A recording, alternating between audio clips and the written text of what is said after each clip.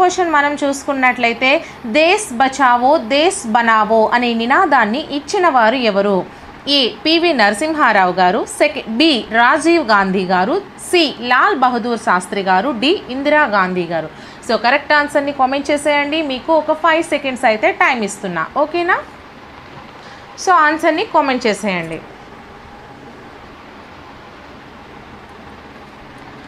So option A is the right answer అండి. దేశ్ బచావో దేశ్ బనావో అనే నినాదాన్ని ఇచ్చిన వారు పివి నరసింహారావు గారు.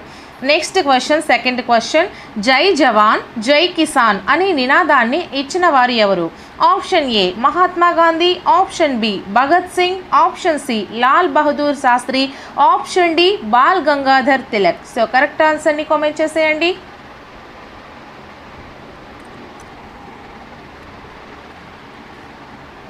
C is the right answer. జై జవాన్ జై కిసాన్ అనే నినాదాన్ని లాల్ బహదూర్ శాస్త్రి గారు ఇచ్చారు. So next question, third question, హరీబీ హటావో నినాదాన్ని ఇచ్చిన వారు ఎవరు? గరీబీ హటావో నినాదాన్ని ఇచ్చిన వారు ఎవరు? Option A Rajiv Gandhi, option B Indira Gandhi, option C Mahatma Gandhi, option D Bhagat Singh. So correct ఆన్సర్ని కామెంట్ చేసేయండి.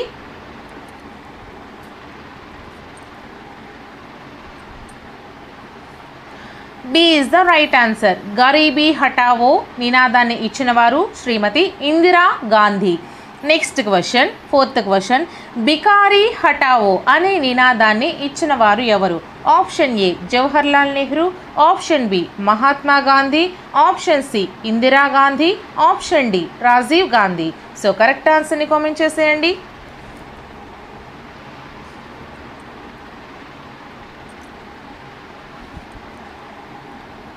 D is the right answer.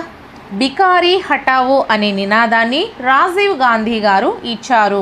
Next question, fifth question, do or die అనే నినాదాన్ని ఇచ్చిన వారు ఎవరు? Option A Lal Bahadur Shastri, option B Motilal Nehru, option C Bal Gangadhar Tilak, option D Mahatma Gandhi. So correct ఆన్సర్ని comment చేసేయండి.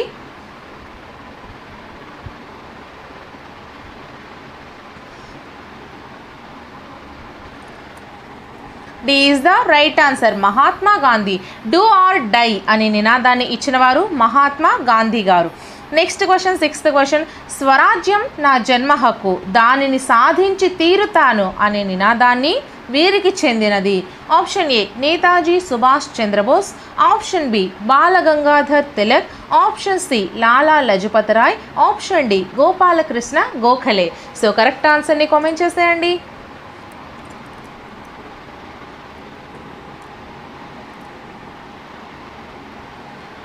Option B is the right answer. స్వరాజ్యం నా జన్మ హక్కు, దానిని సాధించి తీరుతాను అనే నినాదము బాలగంగాధర్ తిలక్ గారు ఇచ్చారు. నెక్స్ట్ క్వశ్చన్, సెవెంత్ క్వశ్చన్, చిన్న లక్ష్యం ఒక నేరం, గొప్ప కలలు కనండి, వాటి సాకారానికి కృషి చేయండి అనే నినాదాన్ని ఇచ్చిన వారు ఎవరు? Option A Abdul Kalam, option B Gopalakrishna Gokhale, option C Netaji Subhash Chandrabose, option D Bhagat Singh. So correct ఆన్సర్ని కామెంట్ చేసేయండి.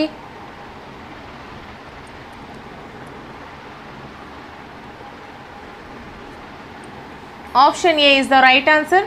చిన్న లక్ష్యం ఒక నేరం, గొప్ప కలలు కనండి, వాటి సాకారానికి కృషి చేయండి అనే నినాదాన్ని అబ్దుల్ కలాం గారు ఇచ్చారు. నెక్స్ట్ క్వశ్చన్, ఎయిత్ క్వశ్చన్, నాకు రక్తాన్ని ఇవ్వండి మీకు స్వాతంత్రాన్ని ఇస్తాను అని నినాదం చేసిన వారు ఎవరు? Option A Lala Lajpat Rai, option B Gopalakrishna Gokhale, option C Netaji Subhash Chandrabose, option D Bala Gangadhar Tilak. So correct ఆన్సర్ని కామెంట్ చేసేయండి అమ్మా.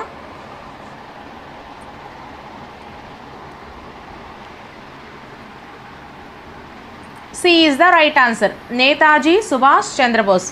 నాకు రక్తాన్ని ఇవ్వండి మీకు స్వాతంత్రాన్ని ఇస్తాను అని నినాదం చేసిన వారు నేతాజీ సుభాష్ చంద్రబోస్ గారు. నెక్స్ట్ క్వశ్చన్, జై జవాన్ జై కిసాన్ జై విజ్ఞాన్ అనే నినాదాన్ని ఇచ్చిన వ్యక్తి ఎవరు? Option A Lal Bahadur Shastri, option B Atal Bihari Vajpayee, option C APJ Abdul Kalam, option D Jawaharlal Nehru. So correct ఆన్సర్ని కామెంట్ చేసేయండి. అలాగే ఈ వీడియోని ఒక చిన్న లైక్ చేసేయండి.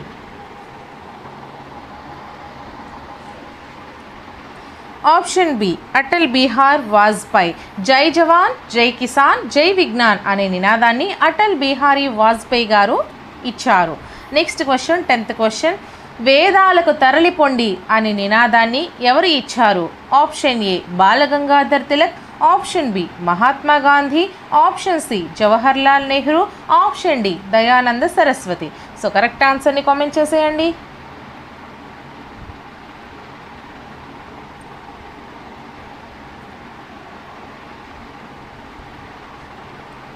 D is the right answer అండి. దయానంద సరస్వతి. వేదాలకు తరలిపొండి అనే నినాదాన్ని ఇచ్చిన వారు Dayananda Saraswati. So next question 11th question. Bullet కంటే బ్యాలెట్ శక్తివంతమైనది అనే నినాదాన్ని ఇచ్చిన వ్యక్తి ఎవరు? Option A Rousseau, option B Mussolini, option C Abraham Lincoln, option D Adolf Hitler. So correct ఆన్సర్ని కామెంట్ చేసేయండి.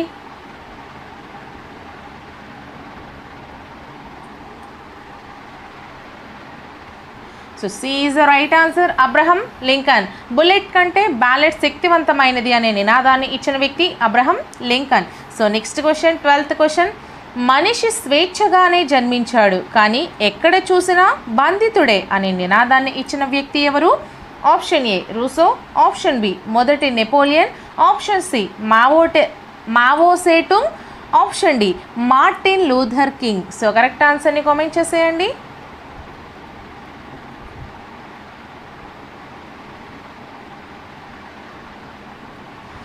Option A is the right answer. మనిషి స్వేచ్ఛగానే జన్మించాడు కానీ ఎక్కడ చూసినా బంధితుడే అనే నినాదాన్ని ఇచ్చిన వ్యక్తి Russo. So next question 13th question. అసాధ్యం మూర్ఖుల నిఘంటువులో మాత్రమే కనిపించే ఒక పదం అనే నినాదం వీరికి చెందుతుంది? Option A BR Ambedkar, option B Jawaharlal Nehru, option C Napoleon Bonaparte, option D Saint Augustine. So correct ఆన్సర్ని కామెంట్ చేసేయండి.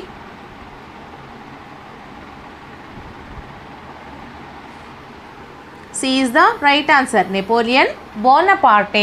అసాధ్యం అనేది మూర్ఖుల నిఘంటువులో మాత్రమే కనిపించే ఒక పదం అని నెపోలియన్ బోనపార్టే గారు చెప్పారు. So next question 14th question. భారతదేశం భారతీయుల కొరకే అనే నినాదం ఇచ్చిన వారు? Option A Lala Lajpat Rai, option B Balagangadhar Tilak, option C Motilal Nehru, option D Dayananda Saraswati. So correct ఆన్సర్ని కామెంట్ చేసేయండి.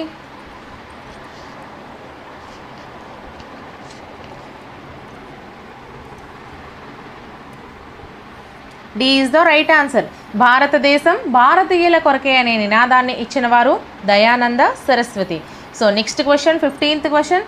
సంస్కారం లేని చదువు వాసన లేని పువ్వు వంటిది అని చెప్పిన వారు? Option A Mahatma Gandhi, option B Abdul Kalam, option C BR Ambedkar, option D Bhagat Singh. So correct ఆన్సర్ని కామెంట్ చేసేయండి.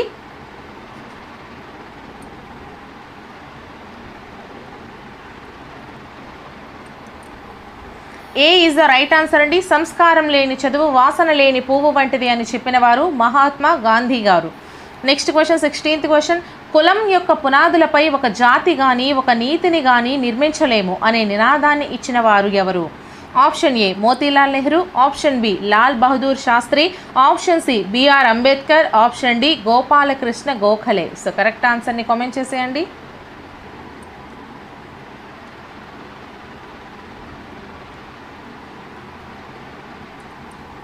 C is the right answer. కులం యొక్క పునాదులపై ఒక జాతి కానీ ఒక నీతిని కానీ నిర్మించలేము అనే నినాదాన్ని బిఆర్ అంబేద్కర్ గారు ఇచ్చారు. Next question 17th question. ఆరామ్ హరామ్ హై అనే నినాదం వీరికి చెందినది? Option A Atal Bihari Vajpayee, option B Jawaharlal Nehru, option C Rajiv Gandhi, option D Indira Gandhi. So correct ఆన్సర్ని కామెంట్ చేసేయండి. అలాగే వీడియోని ఒక చిన్న లైక్ చేసేయండి. B is the right answer. Jawaharlal Nehru. ఆరామ్ హరామ్ హై అనే నినాదం జవహర్లాల్ నెహ్రూ గారికి చెందుతుంది. So next question 18th question. Gandhi మరణించవచ్చు కానీ గాంధీయజం ఎప్పుడూ జీవించే ఉంటుంది అనే నినాదం ఇచ్చిన వారు? Option A Gopalakrishna Gokhale, option B Dayananda Saraswati, option C Motilal Nehru, option D Bhogaraju Pattabhi Sitaramayya. So correct ఆన్సర్ని కామెంట్ చేసేయండి.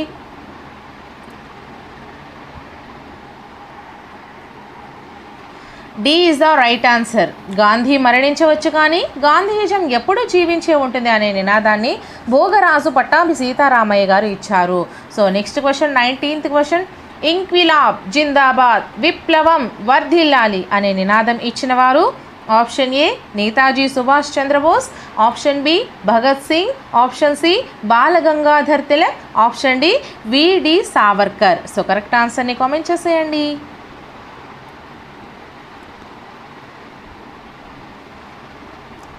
So B is the right answer, Bhagat Singh. ఇంక్విలాబ్ జిందాబాద్, విప్లవం వర్ధిల్లాలి అనే నినాదం ఇచ్చిన వారు Bhagat Singh. So next question, 20th question. ఆనకట్టలే ఆధునిక దేవాలయాలు అనే నినాదం ఇచ్చిన వ్యక్తి ఎవరు? Option A Jawaharlal Nehru, option B Indira Gandhi, option C Rajiv Gandhi, option D Mahatma Gandhi. So correct ఆన్సర్ని కామెంట్ చేసేయండి. అలాగే నా ఛానల్లో చాలా వీడియోస్ చేశాను, విత్ ఎక్స్ప్లెనేషన్స్తో చేశానండి. Even previous and practice bit చెప్పేటప్పుడు కూడా మీకు చాలా వివరంగా వివరించి చెప్పాను. సో ఆ వీడియోస్ లింక్స్ అన్నీ కూడా ఈ వీడియో డిస్క్రిప్షన్లో ప్రొవైడ్ చేస్తాను. ఒకసారి మీరు చూడండి, ఖచ్చితంగా మీకు వీడియోస్ అనేవి నచ్చుతాయి. సబ్స్క్రైబ్ చేసుకోండి ఛానల్ని, అలాగే వీడియోస్ని లైక్ చేస్తూ ఉండండి. వీలైతే మీ ఫ్రెండ్స్కి షేర్ కూడా చేయండి. So answer A is the right answer అండి. ఆనకట్టలే ఆధునిక దేవాలయాలు అనే నినాదం ఇచ్చిన వ్యక్తి Jawaharlal Nehru. So first question వచ్చేసరికి ఎమిగ్రీ అనగా ఏంటి? ఎమిగ్రీ అని దేనిని అంటారు? సో ఫస్ట్ వన్ ఆప్షన్స్ మనం చూసుకుంటే వ్యక్తిగత కారణాల వల్ల ఈ ప్రదేశాన్ని వదిలి వెళ్ళిన పౌరులు. సెకండ్ వన్ వ్యక్తిగత కారణాల వలన స్వదేశాన్ని వదిలి వెళ్ళిన పౌరులు. థర్డ్ వన్ రాజకీయ కారణాల వలన స్వదేశాన్ని వదిలి వెళ్ళిన పౌరులు. ఫోర్త్ వన్ రాజకీయ కారణాల వలన స్వదేశాన్ని వదిలి వెళ్ళిన ముస్లిం నాయకులు. సో కరెక్ట్ ఆన్సర్ని కామెంట్ చేసేయండి friends.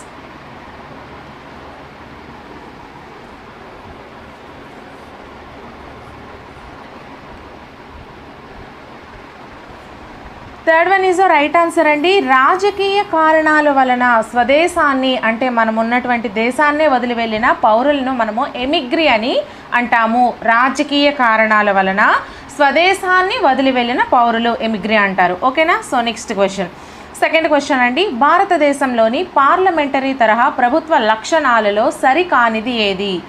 First one majority party పాలన. సెకండ్ వన్ శాసనసభలో మంత్రుల సభ్యత్వం. థర్డ్ వన్ దిగువ సభ, లోక్సభ, రాజ్యసభ రద్దు.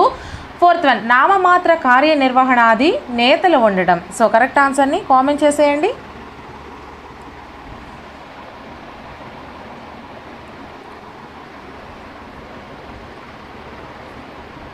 So third one is the right answer అండి. దిగువ సభ, లోక్సభ, రాజ్యసభ రద్దు అనేది భారతదేశంలోని పార్లమెంటరీ తరహా ప్రభుత్వ లక్షణాలలో సరికానిది.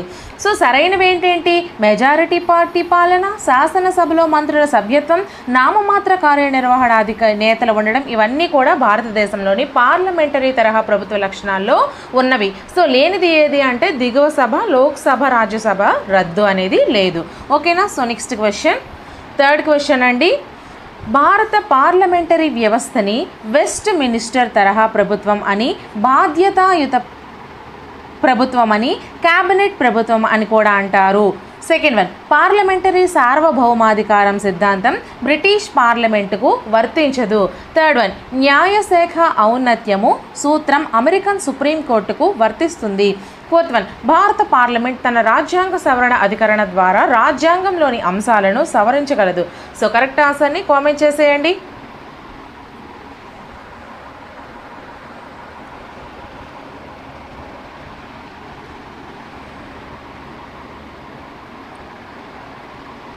So second one is the right answer అండి. పార్లమెంటరీ సార్వభౌమాధికారం సిద్ధాంతం బ్రిటిష్ పార్లమెంటుకు వర్తించదు. సో ఏవేవి వర్తిస్తాయి? భారత పార్లమెంటరీ వ్యవస్థని వెస్ట్ మినిస్టర్ తరహా ప్రభుత్వం అని, బాధ్యతాయుత ప్రభుత్వం అని, క్యాబినెట్ ప్రభుత్వం అని కూడా అంటారు. ఇది మనకి సరైనదేనండి. అలాగే న్యాయశాఖ ఔన్నత్యం సూత్రం అమెరికన్ సుప్రీంకోర్టుకు వర్తిస్తుంది. ఇది కూడా మనకి ఒక క్వశ్చన్గా అడిగే ఛాన్సెస్ అయితే ఉన్నాయి. భారత పార్లమెంట్ తన రాజ్యాంగ సవరణ అధికరణ ద్వారా రాజ్యాంగంలోని అంశాలను సవరించగలదు. సో ఇది కూడా మనకి ఒక క్వశ్చన్లో అడిగే అవకాశం అయితే ఉంది. ఈ మూడు కూడా మనకి అవును సరైనవి. సో ఏది second one is the wrong answer. ఓకేనా? So next question, fourth one ప్రవాస భారతీయ వ్యవహారాల మంత్రిత్వ శాఖను భారత ప్రభుత్వం ఎప్పుడు ఏర్పాటు చేసింది? First one 2002, second one 2003, third one 2004, fourth one 2005. So correct ఆన్సర్ని కామెంట్ చేసేయండి.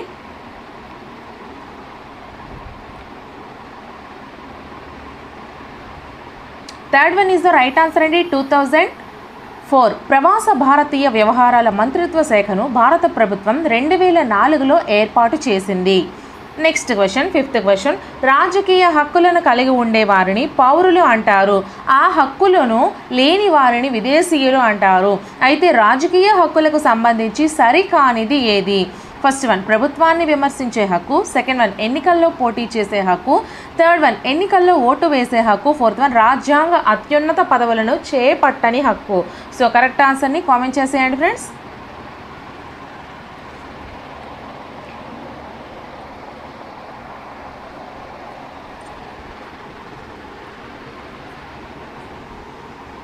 Fourth one is the right answer అండి. రాజ్యాంగ అత్యున్నత పదవులను చేపట్టని హక్కు అనేది మనకి సరైనది కానిది. మరి రాజకీయ హక్కులను కలిగి ఉండే వారిని పౌరులు అంటారు, ఆ హక్కులు లేని వారిని విదేశీయులు అంటారు.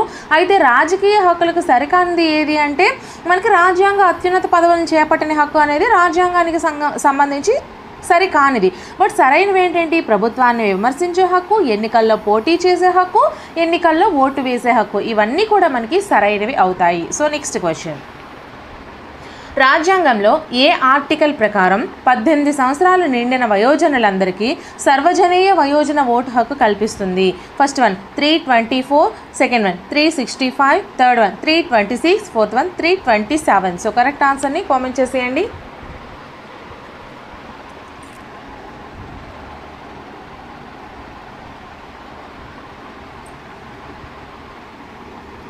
Third one is the right answer అండి. 326 ఆర్టికల్ ప్రకారము 18 సంవత్సరాలు నిండిన వయోజనులందరికీ సర్వజనీయ వయోజన ఓటు హక్కు కల్పిస్తుంది. ఈ ఆర్టికల్ అంటే మనకి 326. సో నెక్స్ట్ క్వశ్చన్, భారత రాజ్యాంగం వైఫల్యం చెందితే రాజ్యాంగాన్ని నిందించరాదు, అమలుపరిచే వారిని నిందించాలని సూచించిన వారు ఎవరు? First one Babu Rajendra Prasad, second one doctor BR Ambedkar, third one Mahatma Gandhi, fourth one Jayaprakash Narayan. So correct ఆన్సర్ని కామెంట్ చేసేయండి.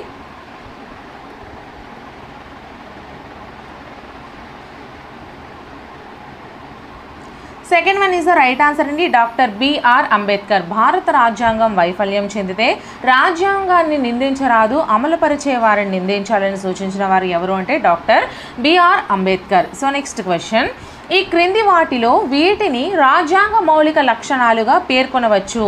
ఫస్ట్ వన్ రాజ్యాంగ ఆధిక్యత, సెకండ్ వన్ ప్రజాస్వామ్యం, థర్డ్ వన్ లౌకికవాదం, ఫోర్త్ వన్ పైవన్నీ. సో కరెక్ట్ ఆన్సర్ని కామెంట్ చేసేయండి.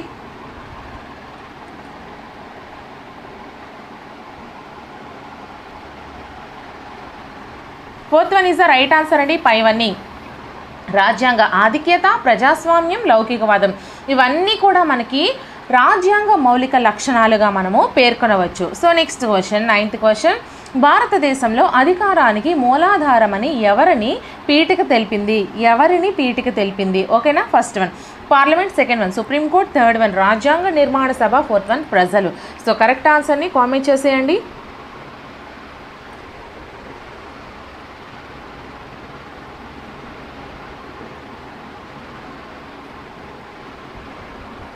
Fourth one is the right answer అండి.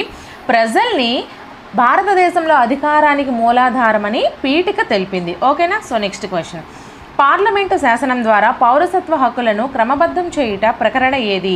First one 10, second one 9, third one 8, fourth one 7. So correct ఆన్సర్ని కామెంట్ చేసేయండి.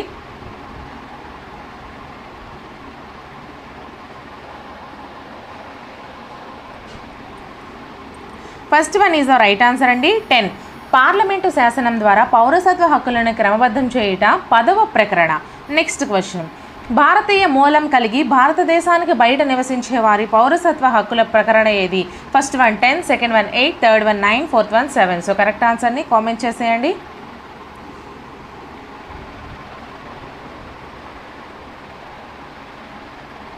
Second one is the right answer అండి. భారతీయ మూలం కలిగి భారతదేశానికి బయట నివసించే వారి పౌరసత్వ హక్కులను ప్రకరణ ఏది అంటే 8వ ప్రకరణ అనేది మనకి పౌరసత్వ హక్కుల గురించి తెలుపుతుంది. ఓకేనా? ఫస్ట్ క్వశ్చన్ మనం చూసుకున్నట్లయితే కాళిదాసు రచనలలో కానిది ఏది? కాళిదాసు యొక్క రచనలలో కానిది ఏది అని అడిగారండి. ఏ రఘువంశం, బి కుమార సంభవం, సి మేఘ సందేశం, డి విరసం. సో కరెక్ట్ ఆన్సర్ని కామెంట్ చేసేయండి. మీకు ఒక 5 సెకండ్స్ టైం అయితే ఇస్తాను, మీరు కామెంట్ చేయండి ఫ్రెండ్స్.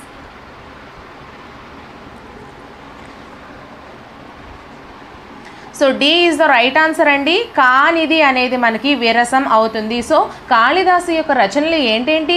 రఘువంశం, కుమార సంభవం, మేఘ సందేశం. ఈ 3 కూడా మనకి కాళిదాసు యొక్క రచనలు. Next question, second question, radio నాటికలు వీరి యొక్క రచన. రేడియో నాటికలు అనేవి ఎవరి యొక్క రచన? A Srirangam Srinivasarao, B Gurram Jashuva, C Balagangadhar Tilak, D Viswanatha Satyanarayana. So correct ఆన్సర్ని కామెంట్ చేసేయండి.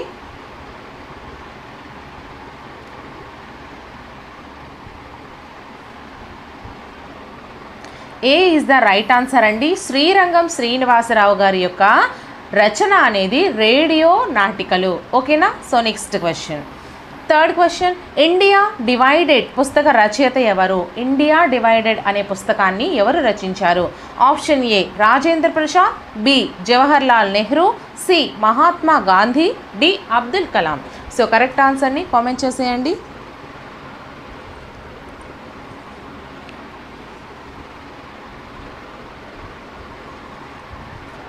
A is the right answer అండి. రాజేంద్ర ప్రసాద్ గారు ఇండియా డివైడెడ్ అనే పుస్తకాన్ని రచించారు. ఇండియా డివైడెడ్ పుస్తక రచయిత రాజేంద్ర ప్రసాద్ గారు. Next question, fourth question, the discovery of India అనే పుస్తకాన్ని రచించిన వారు ఎవరు? ద డిస్కవరీ ఆఫ్ ఇండియా అనే పుస్తకాన్ని ఎవరు రాశారు? First one, A BR Ambedkar, B Subhash Chandra Bose, C Mahatma Gandhi, D Jawahar Lal Nehru. So correct ఆన్సర్ని కామెంట్ చేసేయండి.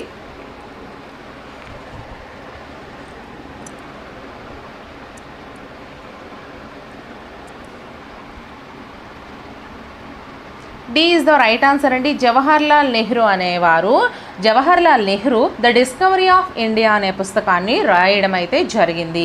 Next question, fifth question, my truth అనే పుస్తకాన్ని రచించిన వారు ఎవరు?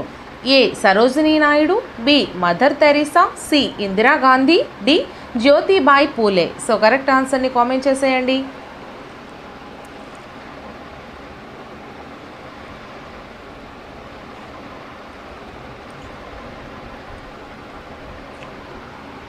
C is the right answer అండి. ఇందిరాగాంధీ గారు మై ట్రూత్ అనే పుస్తకాన్ని రచించడం జరిగింది. నెక్స్ట్ క్వశ్చన్, ఇండికా అనే పుస్తకాన్ని రాసిన వారు ఎవరు? A George Town, C Megasthenes, B Megasthenes, C Nicolas Conti, D Abdul Razzaq. So correct ఆన్సర్ని కామెంట్ చేసేయండి.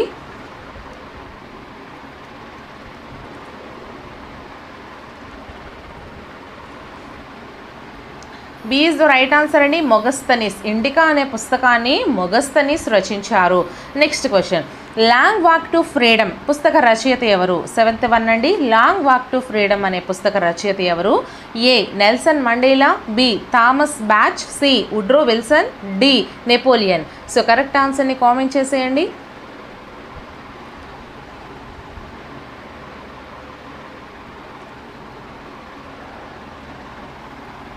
ఏ Nelson Mandela is the right answer.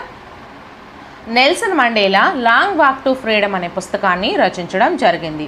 Next question, eighth question, Mein Kampf అనే పుస్తకాన్ని రాసిన వారు ఎవరు? A George Washington, B Napoleon Bonaparte, C Adolf Hitler, D George Stephenson. So correct ఆన్సర్ని comment చేసేయండి.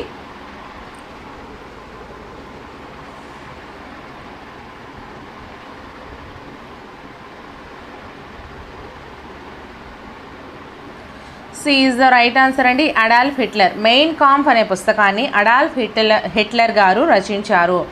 Next question, the Buddha and his Dhamma అనే పుస్తకాన్ని రచించిన వారు ఎవరు? ది బుద్ధ అండ్ హిస్ ధర్మ అనే పుస్తకాన్ని రచించిన వారు ఎవరు? ఏ BR Ambedkar, B Jawahar Lal Nehru, C Bhagat Singh, D Subhash Chandrabose. So correct ఆన్సర్ని కామెంట్ చేసేయండి.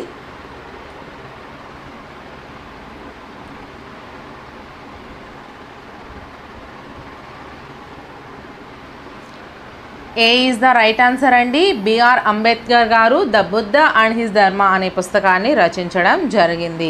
So next question, 10th question, Rajatarangini అనే పుస్తకాన్ని రచించిన వారు ఎవరు? ఏ కాళిదాసు, బి కల్హణుడు, సి భరతుడు, డి సముద్రగుప్తుడు. సో కరెక్ట్ ఆన్సర్ని కామెంట్ చేసేయండి. సో నా ఛానల్లో చాలా క్లాసెస్ చేస్తానండి. టెట్ అండ్ డిఎస్సికి అలాగే గురుకులానికి కూడా అవి యూజ్ అవుతాయి. మెథడాలజీ అలాగే జనరల్ సైన్స్ ఇవన్నీ కూడాను. సో అన్నింటికి కూడా చాలా యూస్ఫుల్ అయ్యే వీడియోస్ నా ఛానల్లో ఉన్నాయి. సో ఛానల్ని ఒకసారి విజిట్ చేసి ఈ వీడియో డిస్క్రిప్షన్లో కూడా ప్లేలిస్ట్ల లింక్స్ అన్నీ కూడా ప్రొవైడ్ చేస్తాను, ఒకసారి చూసుకోండి. B is the right answer అండి. కల్హణుడు రాజతరంగిణి అనే పుస్తకాన్ని రచించిన వారు కల్హణుడు. Next question 11th question. పంచతంత్రం రచించిన వారు ఎవరు? A Vishnu Sharma, B Vishnu Sharma. ఇక్కడ కొంచెం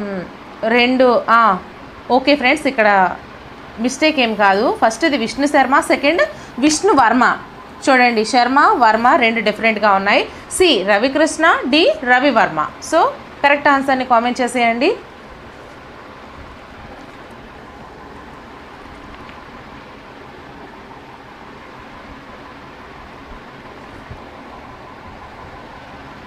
ఏ ఈజ్ ద రైట్ ఆన్సర్ అండి. విష్ణు శర్మ. పంచతంత్రం రచించిన వారు విష్ణు శర్మ గారు. Next question. అర్థశాస్త్రం పుస్తకాన్ని రచించిన వారు ఎవరు? ఏ సుశ్రుతుడు, B Dhanvantari, C Pulomavi, D కౌటిల్యుడు. So correct ఆన్సర్ని కామెంట్ చేసేయండి.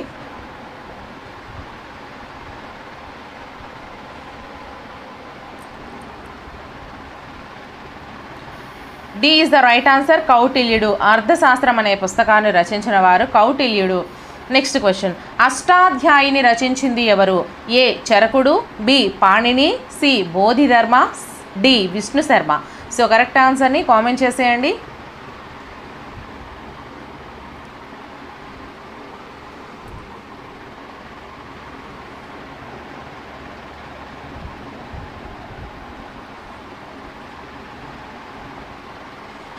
పాణిని. అష్టాధ్యాయిని రచించింది Panini. B is the right answer అండి. So next question. ముద్రా రాక్షసం రచించిన వారు ఎవరు? A Vatsayana, B Amoghavarsha, C అశ్వఘోష, డి విశాఖదత్తుడు. సో కరెక్ట్ ఆన్సర్ని కామెంట్ చేసేయండి.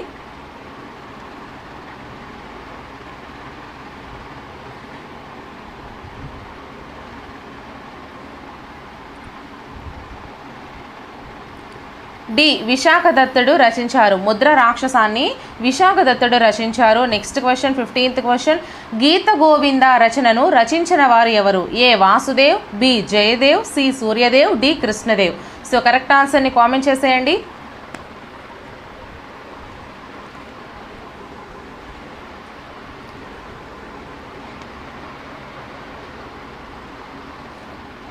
B is the right answer అండి. గీత గోవింద అనే రచనను రచించిన వారు జయదేవ్ గారు. Next question 16th question. Ratnavali పుస్తకాన్ని రచించిన వారు ఏ కాళిదాసు, బి కౌటిల్యుడు, సి హర్షవర్ధనుడు, డి గౌతమ బుద్ధుడు. సో కరెక్ట్ ఆన్సర్ని కామెంట్ చేసేయండి.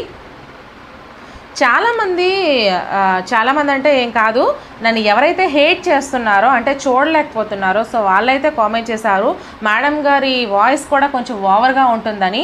నా టీచింగ్ స్టైల్ ఇంతేనండి, నేను ఇలాగే మాట్లాడగలను. సో రత్నావళి పుస్తకాన్ని రచించిన వారు ఎవరండి? C is the right answer. హర్షవర్ధనుడు. రత్న మేడం అయితే కాదు, రత్నావళిని రచించింది రత్న మేడం కాదండి, హర్షవర్ధనుడు. ఓకేనా? So next question 17th question. Amukta Malyada రచించిన వారు ఎవరు? A Jandhyala Papayya Shastri, B Gidugu Ramamurthy Pantulu, C Srikrishna Devarayalu, D మొదటి హరిహర రాయలు. సో కరెక్ట్ ఆన్సర్ని కామెంట్ చేసేయండి.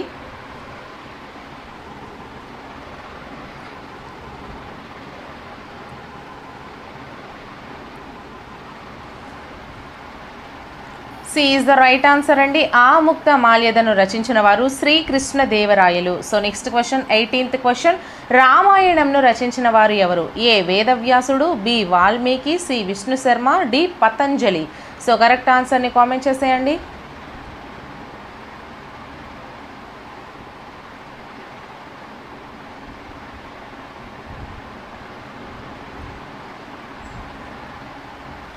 B is the right answer అండి. వాల్మీకి. రామాయణాన్ని రచించిన వారు Valmiki. Next question 19th question.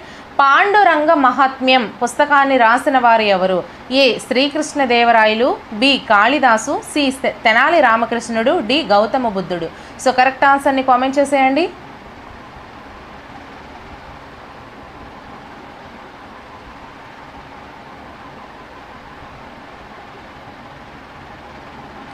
C is the right answer అండి. పాండురంగ మహాత్మ్యం పుస్తకాన్ని రచించిన వారు తెనాలి రామకృష్ణుడు.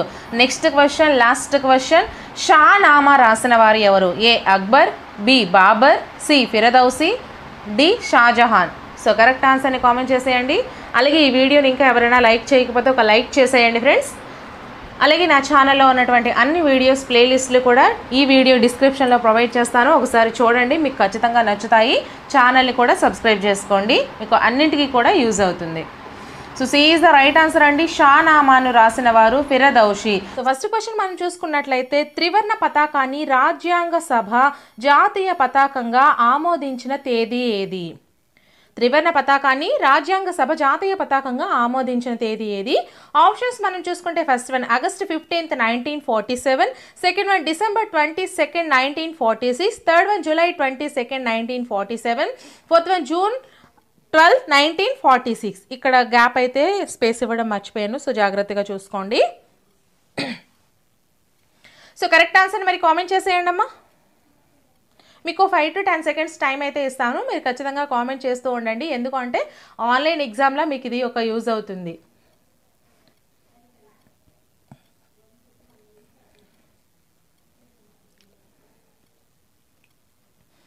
Third one is the right answer అండి. జూలై 22, 1947. త్రివర్ణ పతాకాన్ని రాజ్యాంగ సభ జాతీయ పతాకంగా ఆమోదించిన తేదీ ఏది అంటే జూలై 22, 1947 తేదీన త్రివర్ణ పతాకాన్ని మన రాజ్యాంగ సభ జాతీయ పతాకంగా ఆమోదించడం జరిగింది. So next question, second question. త్రివర్ణ పతాకాన్ని తొలిసారిగా ఇక్కడ జరిగిన భారత జాతీయ కాంగ్రెస్ సమావేశ సందర్భంగా ప్రదర్శించారు. Option 1 Madras, second one Madanapalle, third one Vijayawada, fourth one Chirala. So correct ఆన్సర్ని మరి కామెంట్ చేసేయండి.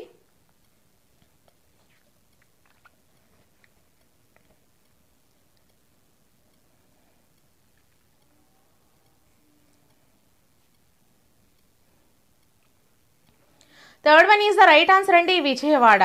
Third one is the right answer. త్రివర్ణ పతాకాన్ని తొలిసారిగా మనకి భారత జాతీయ కాంగ్రెస్ సమావేశ సందర్భంగా విజయవాడలో అయితే ప్రదర్శించడం జరిగింది. So next question, third question. భారత రాజ్యాంగ దినోత్సవాన్ని ఏ రోజున జరుపుకుంటారు? భారత రాజ్యాంగ దినోత్సవాన్ని ఏ రోజున జరుపుకుంటారు? Option 1 November 26, option 2 August 15, option 3 December 26, option 4 July 22. So correct ఆన్సర్ని మరి కామెంట్ చేసేయండి.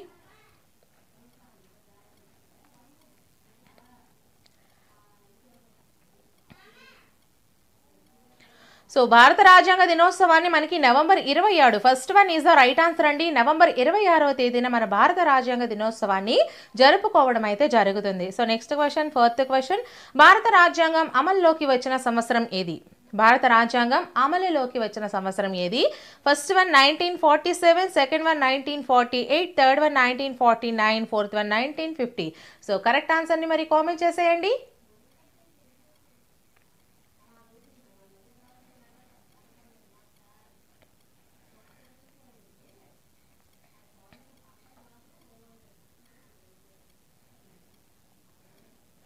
Fourth one is the right answer అండి, 1950. భారత రాజ్యాంగం అమలులోకి వచ్చినటువంటి సంవత్సరం 1950. 1950లో మనకి భారత రాజ్యాంగం అమలులోకి రావడం జరిగింది. So next question, fifth question. ఏ రాజ్యాంగ సవరణ చట్టం ద్వారా ఓటు వేయడానికి వయస్సు 21 సంవత్సరాల నుండి 18 సంవత్సరాలకు తగ్గించబడింది?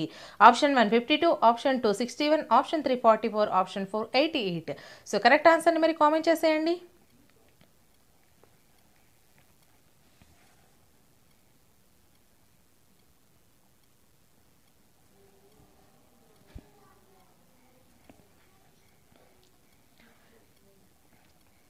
Second one is the right answer అండి, 61. 61వ రాజ్యాంగ సవరణ చట్టం ద్వారా ఓటు వేయడానికి వయస్సు 21 సంవత్సరాల నుంచి 18 సంవత్సరాలకు తగ్గించబడడం జరిగింది. So next question, sixth question. ఒక దేశం యొక్క చట్టాలు మరియు మౌలిక సూత్రాలను కలిగి ఉన్న పత్రం ఏది? ఫస్ట్ వన్ రాజ్యాంగం, సెకండ్ వన్ ప్రజాస్వామ్యం, third one notice board, fourth one కాలక్రమ పట్టిక. సో కరెక్ట్ ఆన్సర్ని మరి కామెంట్ చేసేయండి.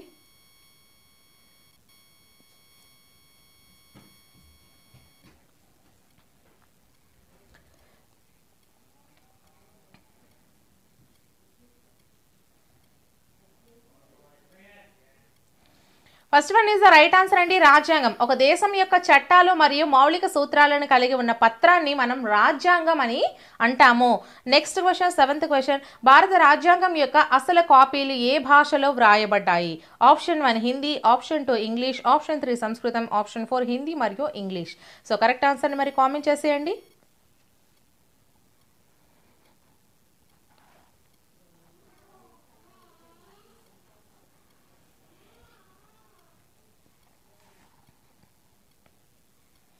Fourth one is the right answer అండి. హిందీ మరియు ఇంగ్లీష్. భారత రాజ్యాంగం యొక్క అసలు కాపీలు హిందీ మరియు ఇంగ్లీష్లో రాయబడడం జరిగింది. So next question, 8th question, భారత రాజ్యాంగం ఎప్పుడు అమలు చేయబడింది? Option 1 26th January 1948, option 2 26th November 1949, option 3 26th January 1950, option 4 26th November 1948. So correct ఆన్సర్ని మరి కామెంట్ చేసేయండి.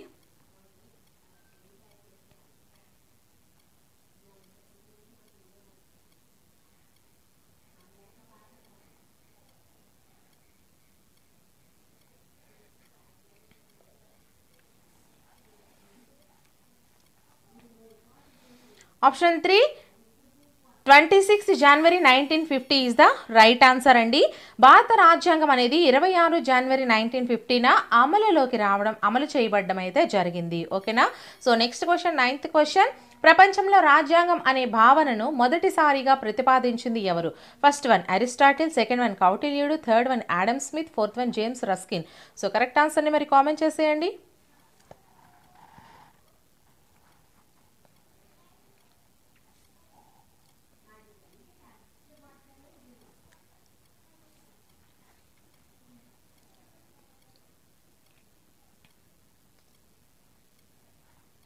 So first one Aristotle is the right answer అండి. ప్రపంచంలో రాజ్యాంగం అనే భావనను మొట్టమొదటిసారిగా ప్రతిపాదించింది అరిస్టాటిల్. ఓకేనా. So next question, 10th question, భారత రాజ్యాంగ పితామహుడు ఎవరు? First one BR Ambedkar, second one Jawahar Lal Nehru, third one Rajendra Prasad, fourth one Morarji Desai. So correct ఆన్సర్ని మరి కామెంట్ చేసేయండి. అలాగే ఈ వీడియో నచ్చినట్లయితే ఖచ్చితంగా ఒక లైక్ చేయండి. వీలైతే మీ ఫ్రెండ్స్కి ఒకరిద్దరికి షేర్ కూడా చేయండి. అండ్ మీకు ఇంకా ఎటువంటి వీడియోస్ కావాలి, ఏ సబ్జెక్ట్కి కావాలి, ఏ జాబ్ కోసం కావాలి అనేది మీరు ఖచ్చితంగా కామెంట్ సెక్షన్లో కామెంట్ చేసినట్లయితే ఆ వీడియోస్ మీకు డెఫినెట్లీ చేస్తాను. సో మన ఛానల్ని మాత్రం తప్పకుండా సబ్స్క్రైబ్ చేసుకుని మన వీడియోస్ ఫాలో అయిపోతూ ఉండండి. So first one is the right answer అండి. బిఆర్ అంబేద్కర్. భారత రాజ్యాంగ పితామహుడు ఎవరు అంటే బిఆర్ అంబేద్కర్ గారు. వీడ్ ఆఫ్ ది లాబొరేటరీ అని సాధారణంగా ఏ శిలీంధ్రాన్ని పిలుస్తారు? First one Rhizopus, second one Agaricus, third one Mucor, fourth one Penicillium. So correct ఆన్సర్ని మరి కామెంట్ చేయండి. ఒక 3 seconds అయితే మీకు టైం ఇస్తున్నాను. First one is the right answer అండి. వీడ్ ఆఫ్ ది లాబొరేటరీ అని సాధారణంగా మనకి రైజోపస్ అనే శిలీంధ్రాన్ని అయితే వీడ్ ఆఫ్ ది లాబొరేటరీ అనే పేరుతో పిలవడం జరుగుతుంది. సో నెక్స్ట్ క్వశ్చన్, క్రింది వాటిలో ఫలాలను ఉత్పత్తి చేయని మొక్కలు ఏవి? ఫస్ట్ వన్ ఏకదళ బీజ మొక్కలు, సెకండ్ వన్ ద్విదళ బీజ మొక్కలు, థర్డ్ వన్ ఆవృత బీజాలు, ఫోర్త్ వన్ వివృత బీజాలు. సో కరెక్ట్ ఆన్సర్ని మరి కామెంట్ చేసేయండి.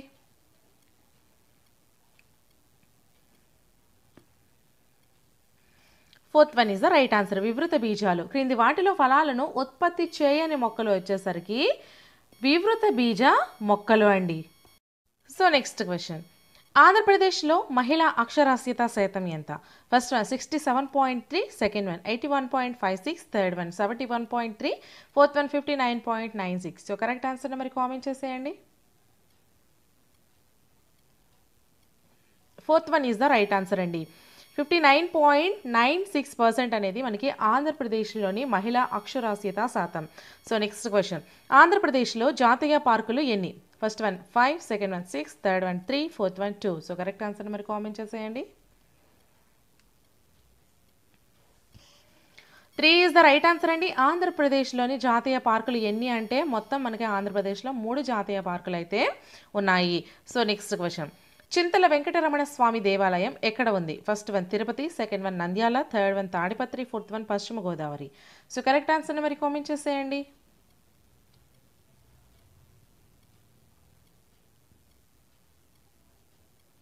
Third one is the right answer, Tadipatri. Chintala Venkataramana Swami దేవాలయం మనకి తాడిపత్రిలో అయితే ఉండడం జరిగింది. Next question, net area under sown in Andhra Pradesh. ఆంధ్రప్రదేశ్లో నికర సాగు భూమి ఎంత? First one 60.88 lakh hectares, second one 40.88 lakh hectares, third one 80.88 lakh hectares, fourth one 20.88 lakh hectares. So correct ఆన్సర్ని మరి కామెంట్ చేసేయండి.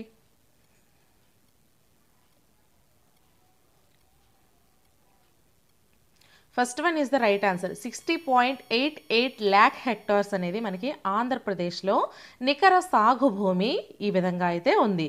So next, call of the blue water అనే గీత రచయిత ఎవరు? A special song written on the Indian navy penned by noted lyricist. So first one AR Rahman, second one Prasoon Joshi, third one Shankar Mahadevan, fourth one Geeta Mukherjee. So correct ఆన్సర్ని comment చేసేయండి.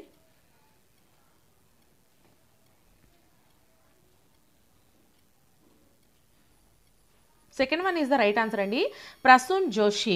మనకి call of the blue water అనే గీత రచయిత ఎవరు అంటే Prasoon Joshi. So next question, ఆహార గొలుసులో మొక్కలు వినియోగించే సౌరశక్తి కేవలం first one 10%, second one 1%, third one 0.1%, fourth one 0.01%. So correct ఆన్సర్ని మరి కామెంట్ చేసేయండి.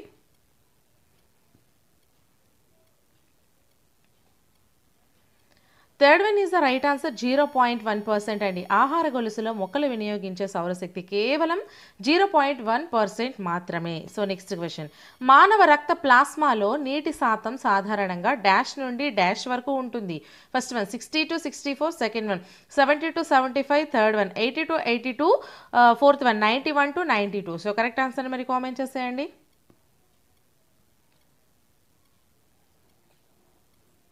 Fourth one is the right answer, 91 to 92 అయితే మానవ రక్త ప్లాస్మాలో నీటి శాతం సాధారణంగా మనకి 91 నుంచి 92 వరకు ఉంటుంది.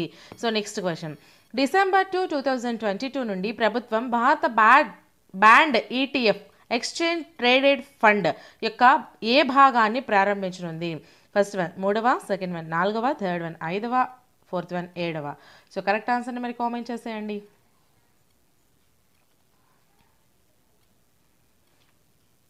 Second one is the right answer అండి, 4వ డిసెంబర్ 2, 2022 నుంచి భారత ప్రభుత్వం Bharat band ETF exchange traded fund అంటే భారత్ బ్యాండ్ ETF అంటే ఎక్స్చేంజ్ ట్రేడెడ్ ఫండ్ యొక్క ఏ భాగాన్ని ప్రారంభించనుంది అంటే 4వ భాగాన్ని ప్రారంభించనుంది. ఫస్ట్ క్వశ్చన్ మనం చూసుకుంటే, రాజ్యాంగ సభకు ఏ సంవత్సరంలో ఎన్నుకున్నారు? రాజ్యాంగ సభకు సభ్యులను ఏ సంవత్సరంలో ఎన్నుకున్నారు? Option 1 1946, option 2 1947, option 3 1948, option 4 1949. So correct ఆన్సర్ని మరి కామెంట్ చేసేయండి. సో ఆన్సర్ ముందుగా చెప్పకండి మేడం అంటే నేను మీకోసం ఇలా క్వశ్చన్స్ తయారు చేస్తున్నాను. మరి ఆన్సర్ని మీరు మాత్రం కామెంట్ చేయాలి అయితే, ఎందుకంటే ఇది లైవ్ వీడియో రూపంలో నేను మీకు అందిస్తున్నా ప్రతిరోజు సాయంత్రం 4 గంటలకి. వీలైతే మీరు ఆ టైంలో 4 గంటలకి లైవ్లో ఉండండి. Option 1 is the right answer అండి, 1946. రాజ్యాంగ సభకు సభ్యులను మనకి 1946వ సంవత్సరంలో అయితే ఎన్నుకోవడం జరిగిందండి.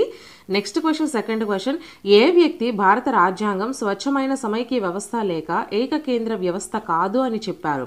Option 1 Austin, option 2 Wheare, option 3 Dicey, option 4 Menon. So correct ఆన్సర్ని మరి కామెంట్ చేసేయండి.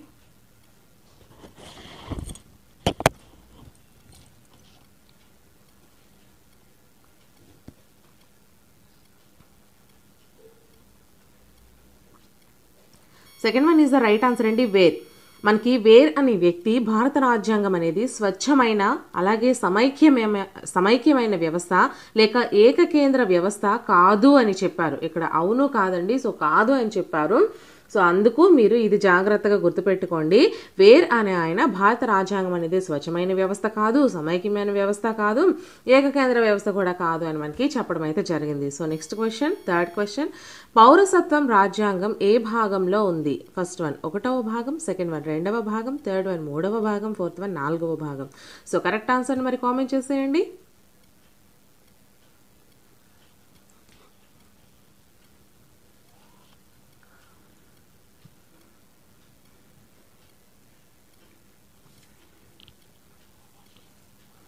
Second one is the right answer అండి, 2వ భాగం. పౌరసత్వం అనేది మనకి రాజ్యాంగంలోని 2వ భాగంలో అయితే ఉండడం జరిగింది.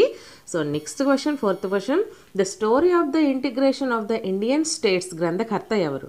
The story of the integration of the Indian states కర్త గ్రంథకర్త first one Shri Rajagopalachari, second one Krishna Menon, third one PV Narasimharao, fourth one PV Menon. So correct ఆన్సర్ని మరి కామెంట్ చేసేయండి.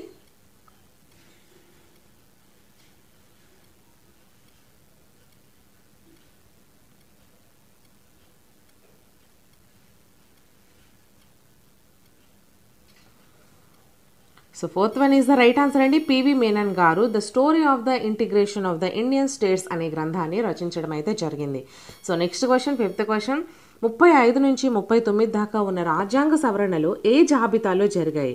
ఫస్ట్ వన్ కేంద్ర జాబితా, సెకండ్ వన్ రాష్ట్ర జాబితా, థర్డ్ వన్ ఉమ్మడి జాబితా, ఫోర్త్ వన్ రాజ్యాంగ జాబితా. సో కరెక్ట్ ఆన్సర్ మీరు కామెంట్ చేసేయండి.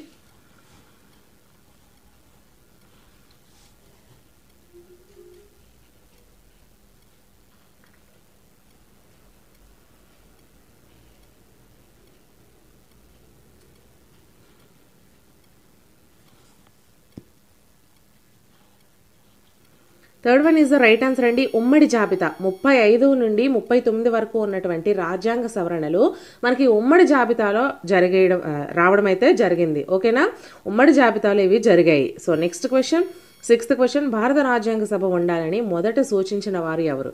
First one Mahatma Gandhi, second one Jawaharlal Nehru, third one Motilal Nehru, fourth one Dadabhai Naoroji. So correct answer మరి కామెంట్ చేసేయండి అమ్మా.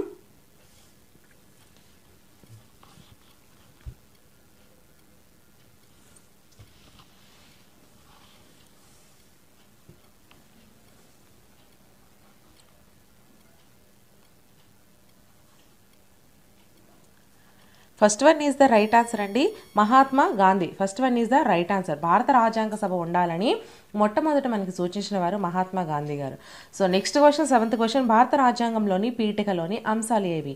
ఫస్ట్ వన్ చట్టంలోని అంశాలపై ఆధారపడదు, సెకండ్ వన్ చట్టంలోని అంశాలపై ఆధారపడును, థర్డ్ వన్ అధికరణాలపై కొంతవరకు ఆధారపడును, ఫోర్త్ వన్ అధికరణాలపై కొంతవరకు ఆధారపడదు. సో కరెక్ట్ ఆన్సర్ని మరి కామెంట్ చేసేయండి.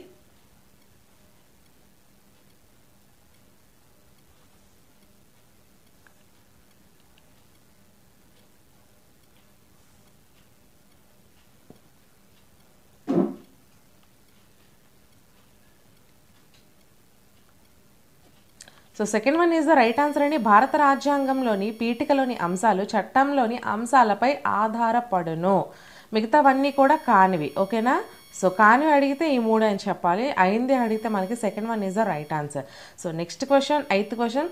భారత రాజ్యాంగాన్ని రూపొందించిన వారు ఎవరు? First one Jawaharlal Nehru, second one doctor BR Ambedkar, third one Rajendra Prasad, fourth one Babu Jagjivan Rao. So correct ఆన్సర్ని మరి కామెంట్ చేసేయండి.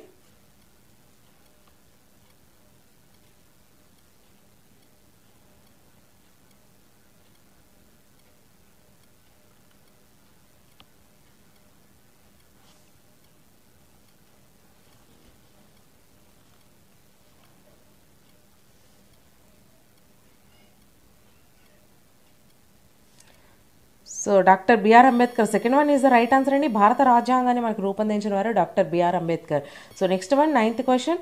డెమోక్రసీ అనే మాట ఏ భాష నుంచి ఉద్భవించింది? First one German, second one Latin, third one Greek, fourth one Spanish.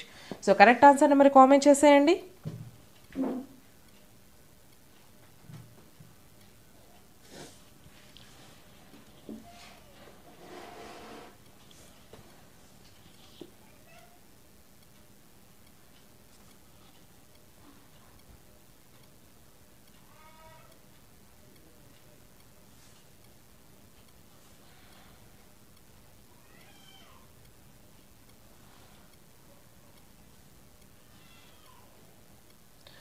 So third one is the right answer అండి. Greek. Democracy అనే మాట గ్రీక్ పదం. ఓకేనా, సో నెక్స్ట్ క్వశ్చన్. గ్రీక్ భాష నుంచి ఉద్భవించిందండి. గ్రీక్ భాష నుంచి అనేది ఉద్భవించడం అయితే జరిగింది. So next question, 10th question. భారతదేశపు మొట్టమొదటి మహిళా ముఖ్యమంత్రి ఎవరు? First one Nandini Satpathy, second one Sucheta Kripalani, third one Shashikala Kakodkar, fourth one Pratibha Patil. So correct answer మరి కామెంట్ చేసేయండి.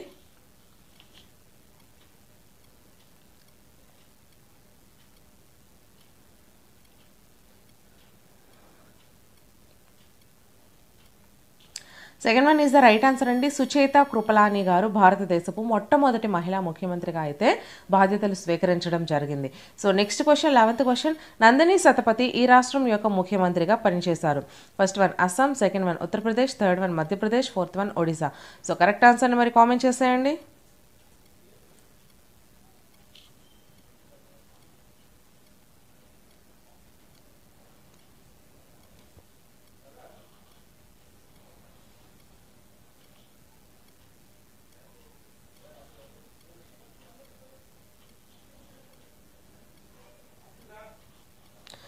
So Odisha is the right answer అండి. Fourth one is the right answer. Nandini Satpathy మనకి ఒడిశా రాష్ట్రం యొక్క ముఖ్యమంత్రిగా అయితే పనిచేయడం జరిగింది. So next question 12th question. Jayalalithaa గారు ఎన్నవ మహిళా ముఖ్యమంత్రిగా పనిచేశారు? First one 5, second one 6, third one 7, fourth one 8. So correct ఆన్సర్ని మరి కామెంట్ చేసేయండి.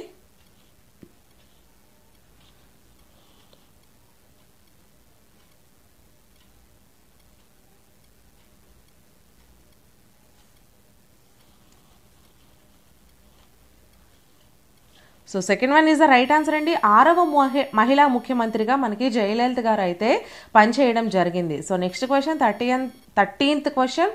అత్యధిక కాలం పదవిలో ఉన్న ముఖ్యమంత్రి ఎవరు? First one Kasu Brahmananda Reddy, second one Nara Chandrababu, third one Sanjeevaiah, fourth one NTR. So correct answer మరి కామెంట్ చేసేయండి.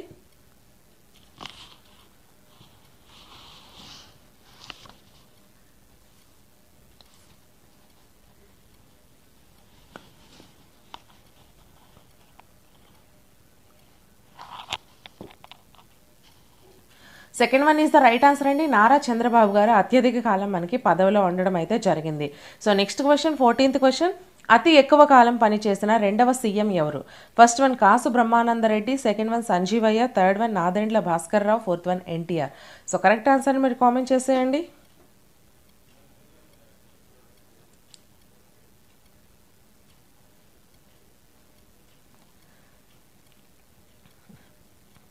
First one is the right answer అండి. కాసు బ్రహ్మానందరెడ్డి అతి ఎక్కువ కాలం పనిచేసిన రెండవ CM Kasu Brahmananda Reddy. So next question 15th question. అతి తక్కువ కాలం పనిచేసిన సీఎం ఎవరు? First one Neelam Sanjiva Reddy, second one Damodaram Sanjeevaiah, third one Nadendla Bhaskar Rao, fourth one YS Rajasekhar Reddy. So correct ఆన్సర్ని మరి కామెంట్ చేసేయండి.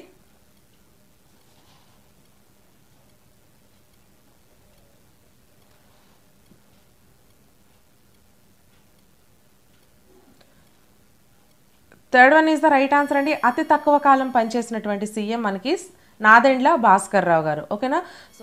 సో ఫస్ట్ క్వశ్చన్ మనం చూసుకున్నట్లయితే దేశంలో ఎక్కువ కాలం ముఖ్యమంత్రిగా పనిచేసినటువంటి వ్యక్తి ఎవరు? దేశంలో ఎక్కువ కాలం ముఖ్యమంత్రిగా పనిచేసిన వ్యక్తి. First one Pawan Kumar Chamling, second one Kalyan Singh, third one Mayawati, fourth one Kalavati. So correct ఆన్సర్ని మరి కామెంట్ చేసేయండి.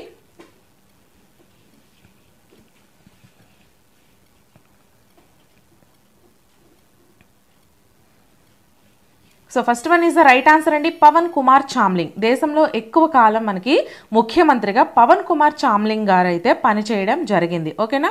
So next question. Nandini Satpathy ఈ పార్టీ యొక్క ముఖ్యమంత్రి. నందిని సతపతి ఏ పార్టీ యొక్క ముఖ్యమంత్రి అంటే option 1 BPS, option 2 Congress, option 3 RJD, option 4 TRS. So correct ఆన్సర్ని మీరు కామెంట్ చేయండి. నేను తర్వాత ఆన్సర్ని చెప్తూ ఉంటాను.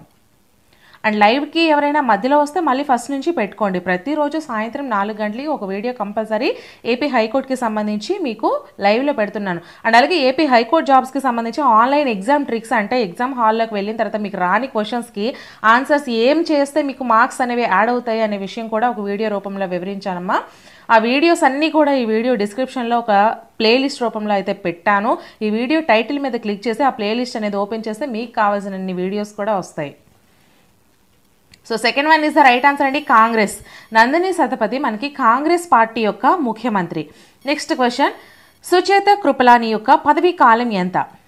Option 1 1963 to 1967, second one 1964 to 1967, third one 1965 to 1967, fourth one 1962 to 1967.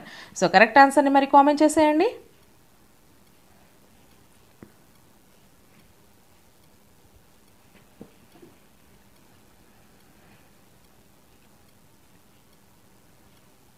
So first one is the right answer అండి, 1963 to 1967. ఓకేనా.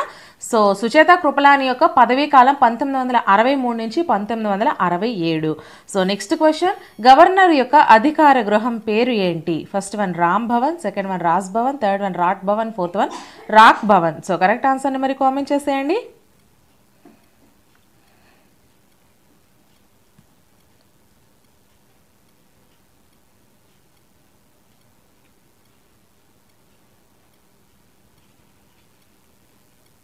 Second one is the right answer, Raj Bhavan. Governor యొక్క అధికార గృహాన్ని మనం రాజ్ భవన్గా పిలుస్తాము. నెక్స్ట్ క్వశ్చన్, భారతదేశంలో అత్యధిక విద్యుత్ శక్తిమిత కలిగిన అంశం ఏది? శక్తిమిత. ఓకేనా. సో ఫస్ట్ వన్ జల విద్యుత్, సెకండ్ వన్ థర్మల్ విద్యుత్, థర్డ్ వన్ పవన విద్యుత్, ఫోర్త్ వన్ సౌర విద్యుత్. సో కరెక్ట్ ఆన్సర్ని మరి కామెంట్ చేసేయండి.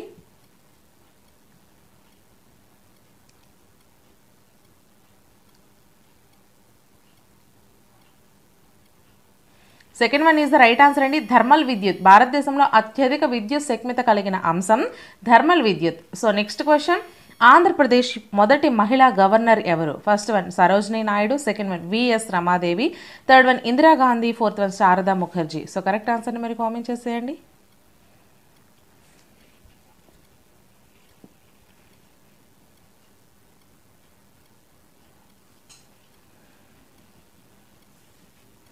Fourth one is the right answer అండి, ఆంధ్రప్రదేశ్ మొదటి మహిళా గవర్నర్ ఎవరు అంటే శారదా ముఖర్జీ గారండి. సో నెక్స్ట్ క్వశ్చన్, ఎక్కువ మహిళలు గవర్నర్గా పనిచేసిన కేంద్రపాలిత ప్రాంతం ఏది? First one Andaman Nicobar, second one Lakshadweep, third one Pondicherry, fourth one islands. So correct ఆన్సర్ని మీరు కామెంట్ చేసేయండి.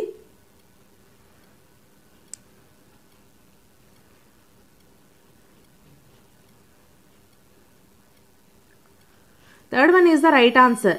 ఎక్కువ మంది మహిళలు అంటే పాండిచ్చేరిలో పురుషుల కంటే మహిళలు ఎక్కువగా గవర్నర్లుగా పనిచేశారంట. సో పాండిచ్చేరి. ఓకేనా. సో నెక్స్ట్ క్వశ్చన్, దేశంలో మొదటి మహిళా గవర్నర్ ఎవరు? First one Sarojini Naidu, second one Indira Gandhi, third one Chandulal, fourth one Padmaja Naidu. So correct ఆన్సర్ని మరి కామెంట్ చేసేయండి.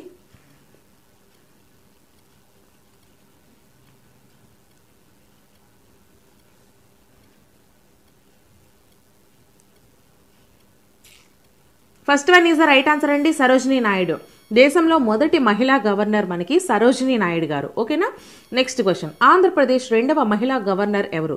First one Indira Gandhi, second one Kumud Ben Joshi, fourth one Padmaja Naidu, third one Padmaja Naidu, fourth one Madhav Trivedi. So correct ఆన్సర్ని మరి కామెంట్ చేసేయండి. అమ్మా ఇలా నేను మీకు ఎందుకు ప్రతిసారి కామెంట్ చేయండి అంటున్నానంటే, మీరు అక్కడ ఆన్లైన్ ఎగ్జామ్ రాసినట్టు ఒక చిన్న ఫీల్ కలగాలి అన్న ఉద్దేశంతో నేనైతే ఈ విధంగా చేస్తున్నాను. టైం వేస్ట్ చేయడం కోసం అయితే కాదు. ఫస్ట్ ఆఫ్ ఆల్ మీకు వచ్చింది పెట్టండి, ఆ తర్వాత ఆన్సర్ తెలుసుకుంటే మీకు గుర్తుంటుంది. ఓకేనా. So second one is the right answer అండి, కుముద్ బెన్ జోషి. ఆంధ్రప్రదేశ్ రెండవ మహిళా గవర్నర్ కుముద్ బెన్ జోషి గారు. నెక్స్ట్ క్వశ్చన్, దేశంలో ఎక్కువ కాలం గవర్నర్గా పనిచేసిన మహిళ ఎవరు? First one Madhava Trivedi, second one Padmaja Naidu, third one Ramadevi, fourth one Sharada Mukherjee. So correct ఆన్సర్ని మరి కామెంట్ చేసేయండి.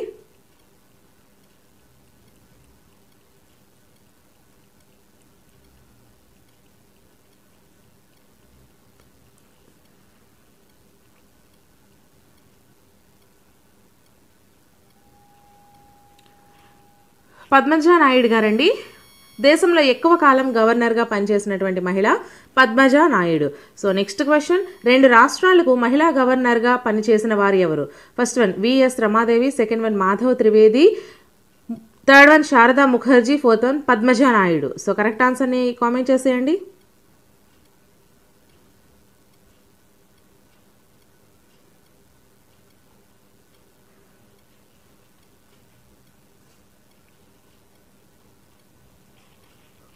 First one is the right answer అండి. రెండు రాష్ట్రాలకు మహిళా గవర్నర్గా పనిచేసిన వారు విఎస్ రమాదేవి గారు. నెక్స్ట్ క్వశ్చన్, ఈ క్రింది ఏ రాష్ట్రాలకు మహిళా గవర్నర్ విఎస్ రమాదేవి గారు విధులు నిర్వర్తించలేదు అని అడిగారు. So option one Himachal Pradesh, second one Karnataka, third one Kerala, fourth one Tamil Nadu. So correct ఆన్సర్ని మరి కామెంట్ చేసేయండి.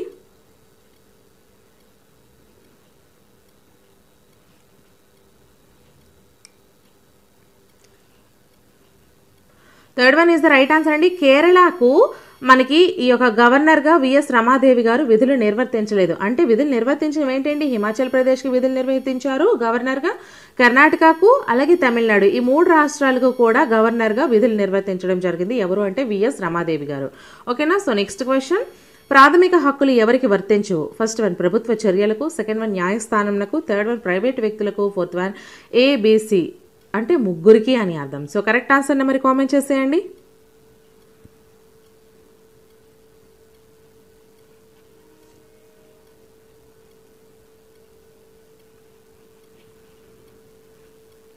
Third one is the right answer అండి, ప్రైవేట్ వ్యక్తులకు. ప్రాథమిక హక్కులు ప్రైవేట్ వ్యక్తులకైతే వర్తించవు. సో నెక్స్ట్ క్వశ్చన్, చట్టం వలన సమాన రక్షణ అంటే ఏంటి? ఫస్ట్ వన్ ప్రత్యేక రక్షణ, సెకండ్ వన్ సమాన అవకాశాలు, థర్డ్ వన్ అసమానతలు తగ్గించడం, fourth one A B C. So correct ఆన్సర్ని మరి కామెంట్ చేసేయండి.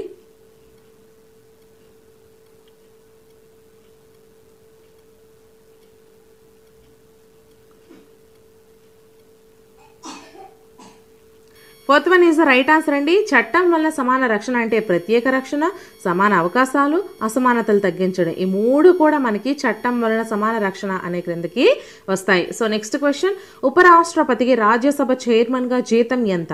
ఫస్ట్ వన్ లోక్సభ స్పీకర్తో సమానం, సెకండ్ వన్ సుప్రీంకోర్టు ప్రధాన న్యాయమూర్తితో సమానం, థర్డ్ వన్ 3 లక్షలు, ఫోర్త్ వన్ 3,50,000. సో కరెక్ట్ ఆన్సర్ని మరి కామెంట్ చేసేయండి.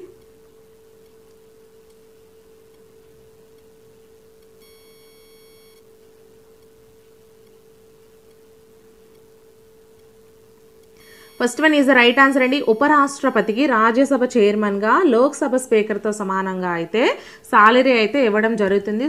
సో ఫస్ట్ క్వశ్చన్ మనం చూసుకున్నట్లయితే, దేశంలోనే తొలి మహిళా ఫైర్ ఫైటర్ అయిన హర్షిని కన్హేకర్ ఏ రాష్ట్రానికి చెందినవారు? Option 1 Rajasthan, second one Gujarat, third one Maharashtra, fourth one Kerala.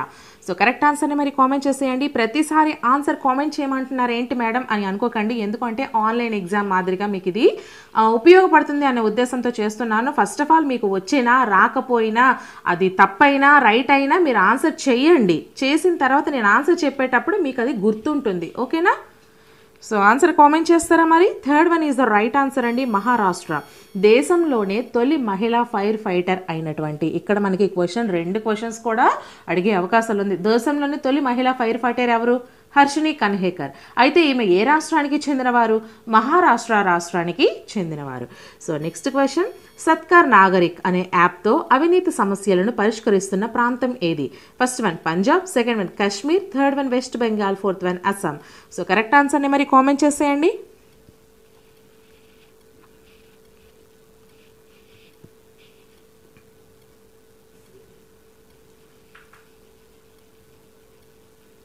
Second one is the right answer అండి, Kashmir.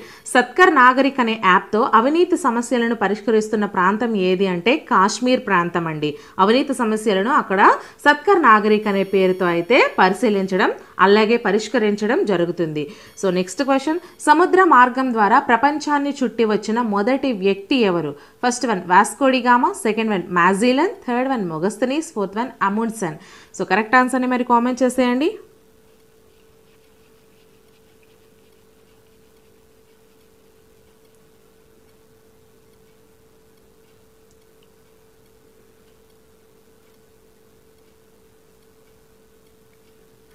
Second one is the right answer అండి, మ్యాజిలన్. సముద్ర మార్గం ద్వారా అంటే సముద్రం మార్గం పడవలు, షిప్స్, బోట్స్ ఉంటాయి కదా. సో ఆ సముద్ర మార్గం ద్వారా ప్రపంచాన్ని చుట్టూ వచ్చిన మొదటి వ్యక్తి ఎవరు అంటే మ్యాజిలన్. ఓకేనా. సో నెక్స్ట్ క్వశ్చన్, పటం యొక్క పరిమాణం పెంచిన తగ్గించిన తదనుగుణంగా స్కేల్ మారినట్లుగా రూపొందించబడిన స్కేల్ ఏది? ఫస్ట్ వన్ వాక్య రూప స్కేల్, సెకండ్ వన్ గ్రాఫ్ రూపంలో స్కేల్, థర్డ్ వన్ నిష్పత్తిక స్కేల్, ఫోర్త్ వన్ ఏది కాదు. సో కరెక్ట్ ఆన్సర్ని మరి కామెంట్ చేసేయండి.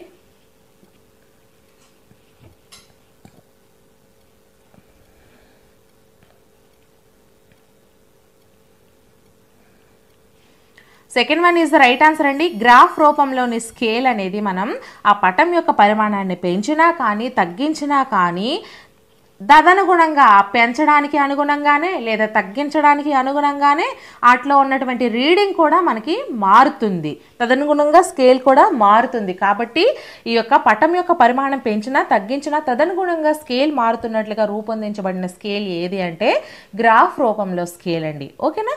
సో నెక్స్ట్ క్వశ్చన్, పటంలోని వివరాలను చదవడానికి లేదా అర్థం చేసుకోవడానికి ఉపకరించే అంశాలు లేదా చిహ్నాలను కలిగి ఉన్న పట్టికను ఏమంటారు?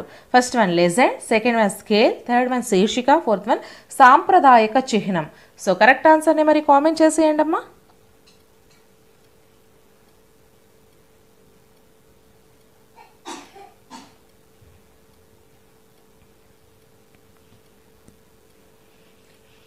First one is the right answer అండి. లెజెండ్ పట్టంలోని వివరాలను చదవడానికి లేదా చదివిన వాటిని అర్థం చేసుకోవడానికి ఉపయోగించే అంశాలు లేదా చిహ్నాలను కలిగి ఉన్న పట్టికను లెజెండ్ అని అంటాము. ఓకేనా. So next question 36th question. Nepal దేశంతో సరిహద్దు పంచుకునే రాష్ట్రాలలో లేనిది ఏది? First one Uttarakhand, second one Bihar, third one Himachal Pradesh, fourth one పశ్చిమ బెంగాల్. సో కరెక్ట్ ఆన్సర్ని మరి కామెంట్ చేసేయండి. సో బ్యాక్గ్రౌండ్ పిల్లల వాయిస్ వినిపిస్తుంది, పిల్లలకి కొంచెం హెల్త్ బాగాలేదు, సో అది పట్టించుకోకండి. మీరు ఆన్సర్ కామెంట్ చేసేసి దీని మీద కాన్సన్ట్రేట్ చేయండి.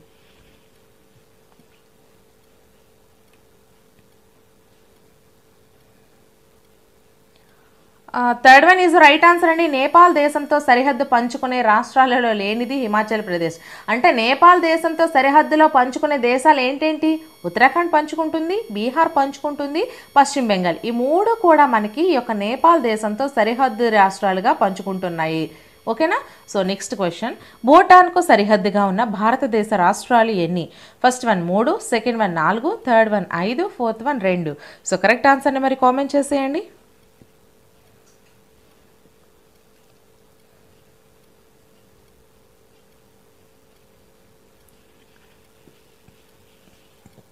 Second one is right answer అండి. 4. భూటాన్కు సరిహద్దుగా భారతదేశం యొక్క రాష్ట్రాలు 4 ఉన్నాయి.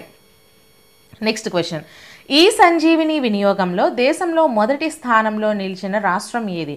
First one Gujarat, second one Andhra Pradesh, third one Madhya Pradesh, fourth one Himachal Pradesh. So correct ఆన్సర్ని మరి కామెంట్ చేసేయండి.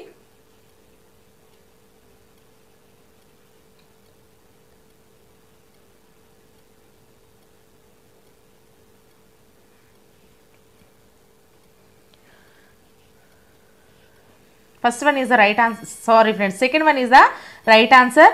ఆంధ్రప్రదేశ్ అనేది ఈ సంజీవిని వినియోగంలో దేశంలో మొదటి స్థానంలో నిలిచింది. ఓకేనా. So next question. విక్టోరియా జలపాతాన్ని కనుగొన్నది ఎవరు? First one Robert Peary, second one Charles Wilkin, third one David Livingstone, fourth one Pedro Alvarez Cabral. So correct ఆన్సర్ని మరి కామెంట్ చేసేయండి. పేర్లు కొంచెం వింతగా ఉన్నాయి కదా, ఇలాంటివే ఇస్తారు మరి.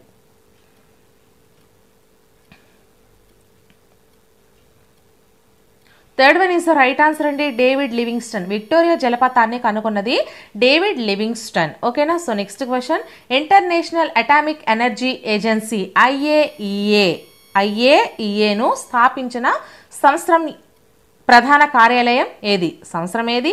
ప్రధాన కార్యాలయం ఏది? సో ఇక్కడ మీకు 3-4 క్వశ్చన్స్ వచ్చాయి. International Atomic Energy agency IAEA అంటే దీన్ని ఇచ్చి మనకి దీని యొక్క అబ్రివేషన్ కూడా అడుగుతారు. అలాగే స్థాపించబడిన సంవత్సరం ఏది, అలాగే దాని యొక్క ప్రధాన కార్యాలయం ఏది. మొత్తం 3 క్వశ్చన్స్ వస్తున్నాయి. సో ఇది ఒక క్వశ్చన్, 4 క్వశ్చన్స్ సరిపోయాయి కదా. So first one 1948 new year, second one 1957 Vienna, third one 1954 Moscow, fourth one 1952 Shanghai. So correct answer మరి కామెంట్ చేసేయండి.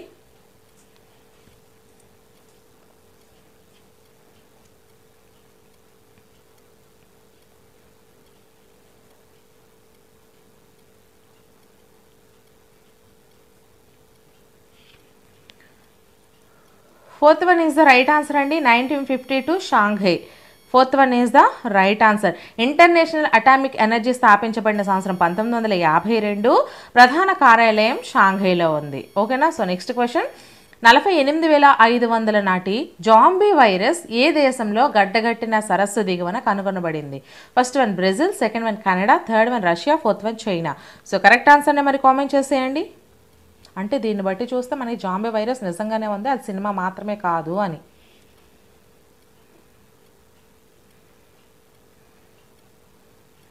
సో రష్యా అండి. Third one is the right answer. 48,500 నాటి జాంబీ వైరస్ అనేది మనకి రష్యాలో గడ్డగట్టిన సరస్సు దిగువన అయితే కనుగొనడం జరిగింది. సో నెక్స్ట్ క్వశ్చన్, భారతదేశం మరియు ఏ దేశం ద్వైపాక్షిక వ్యాయామం అగ్ని వారియర్ను ముగించాయి?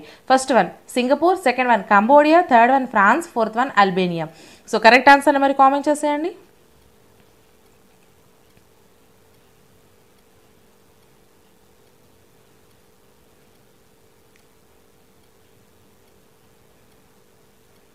First one is the right answer అండి. భారతదేశం మరియు ఏ దేశం అంటే సింగపూర్, భారతదేశం మరియు సింగపూర్ ద్వైపాక్షిక వ్యాయామం అగ్ని వారియర్ను ముగించడం అయితే జరిగింది.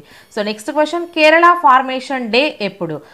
First one 1 October 1950, second one 1 November 1947, third one 1 November 1956, fourth one 15th August 1947. So correct ఆన్సర్ని మరి కామెంట్ చేసేయండి.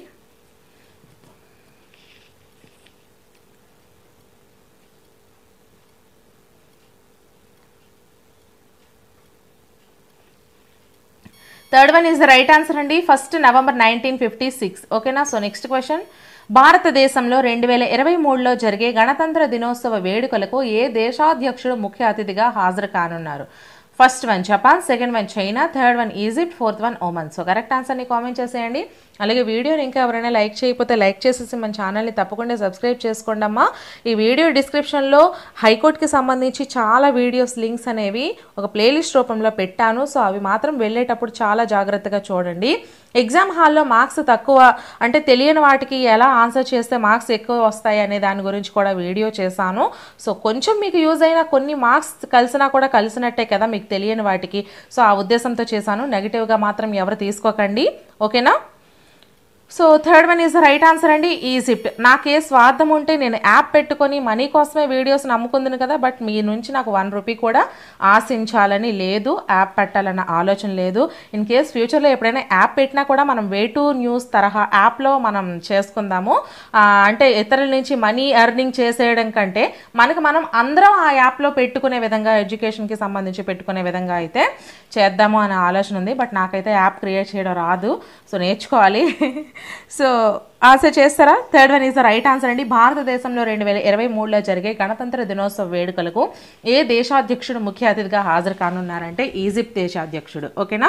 సో నెక్స్ట్ క్వశ్చన్, శ్రీహరికోటలోని అగ్నికుల్ కాస్మోస్ ఏ దేశంలోని మొట్టమొదటి లాంచ్ ప్యాడ్ను ఏర్పాటు చేసింది? First one Canada, second one Indonesia, third one India, fourth one Brazil. So correct ఆన్సర్ని మరి కామెంట్ చేసేయండి.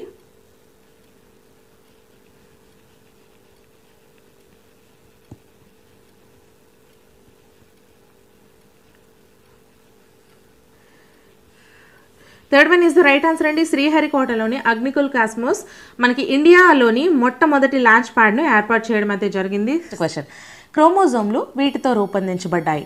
First one DNA, second one protein, third one DNA మరియు protein, fourth one RNA. So correct ఆన్సర్ని మరి comment చేసేయండి.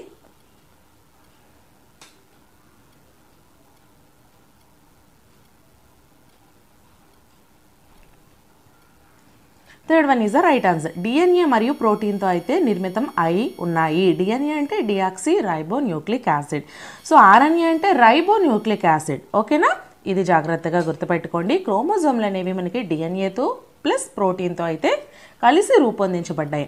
So next question, మానవ రక్తంలో ఉన్న పెద్ద మొత్తంలో చక్కెర? First one sucrose, second one glucose, third one fructose, fourth one lactose. So correct answer మీరు కామెంట్ చేసేయండి అమ్మా.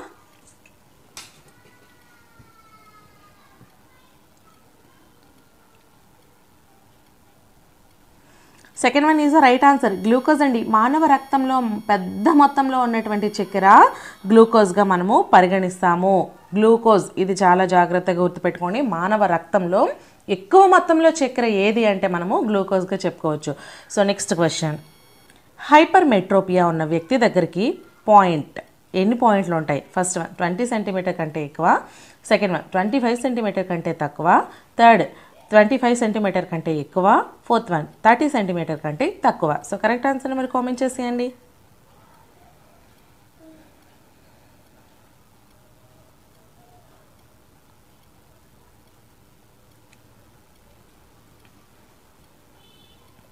Third one is the right answer. 25 centimetres కంటే ఎక్కువ ఉంటే వాటిని మనము హైపోమెట్రోపియా అని చెప్తాము. సో నెక్స్ట్ క్వశ్చన్, ఆంధ్రప్రదేశ్ యొక్క రాష్ట్ర క్రీడ ఏంటి? First one kho kho, second one hockey, third one kabaddi, fourth one Kolatam. So correct answer మరి కామెంట్ చేసేయండి. జాతీయ క్రీడ కాదండి, రాష్ట్ర క్రీడ. ఇక్కడ మీరు కన్ఫ్యూజ్ కావద్దు, ఓకేనా?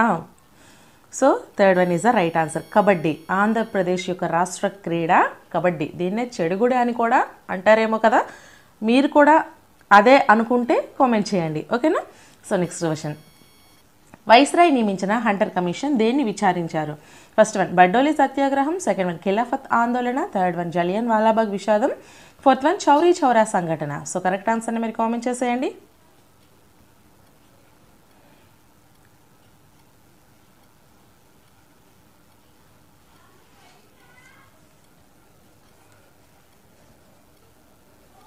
Third one is the right answer అండి. జలియన్ వాలాబాగ్ విషాదం. వైస్రాయ్ నియమించినటువంటి హంటర్ కమిషన్ అయితే జలియన్ వాలాబాగ్ విషాదాన్ని విచారించడం జరిగింది.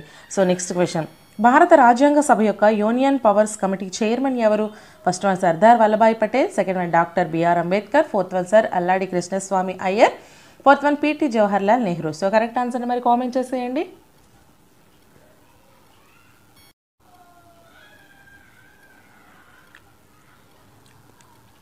Fourth one is the right answer అండి, పిటి జవహర్లాల్ నెహ్రూ. భారత రాజ్యాంగ సభ యొక్క యూనియన్ పవర్స్ కమిటీ చైర్మన్ మనకి PT Jawaharlal Nehru. So next question, Maidan infrastructure bond issue ద్వారా 1000 కోట్లను ఏ bank సమీకరించింది? Maidan infrastructure bond issue ద్వారా 1000 కోట్లను ఏ బ్యాంక్ సమీకరించింది? First one SBI, second one ICICI, third one PNB, fourth one RBI. So correct answer మరి comment చేసేయండి.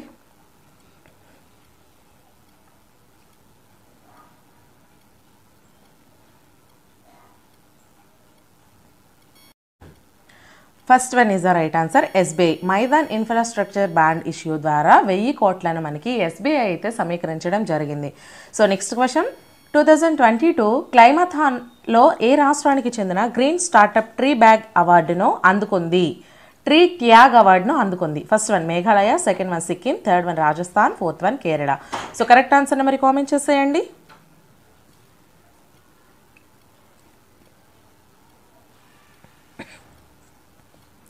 గొంతు కొంచెం బాగాలేదు ఫ్రెండ్స్, సో అడ్జస్ట్ అయిపోండి, వాయిస్ ఏమైనా తక్కువగా వస్తే. Fourth one is the right answer అండి, కేరళ. 2022 క్లైమాథాన్లో ఏ రాష్ట్రానికి చెందింది అంటే కేరళ రాష్ట్రానికి చెందినటువంటి గ్రీన్ స్టార్టప్ ట్రీ ట్యాగ్ అవార్డును అందుకుంది, ఓకేనా? సో నెక్స్ట్ క్వశ్చన్, బలవంతపు మత మార్పిడి మరియు సామూహిక మార్పిడికి జైలు శిక్షలు మరియు జరిమానాలు పెంచడం, మార్పిడి నిరోధక చట్టాలను మరింత కఠినం చేయడానికి బిల్లును ఆమోదించినటువంటి రాష్ట్రం ఏది? First one Haryana, second one Uttarakhand, third one Gujarat, fourth one Kerala. So correct ఆన్సర్ని మరి కామెంట్ చేసేయండి.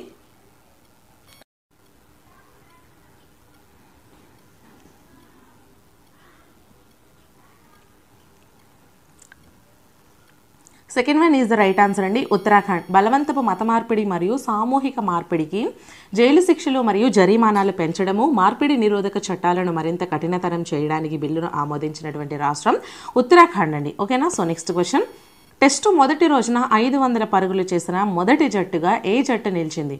ఫస్ట్ వన్ భారతదేశం, second one England, third one Pakistan, fourth one Australia. So correct ఆన్సర్ని మరి కామెంట్ చేసేయండి.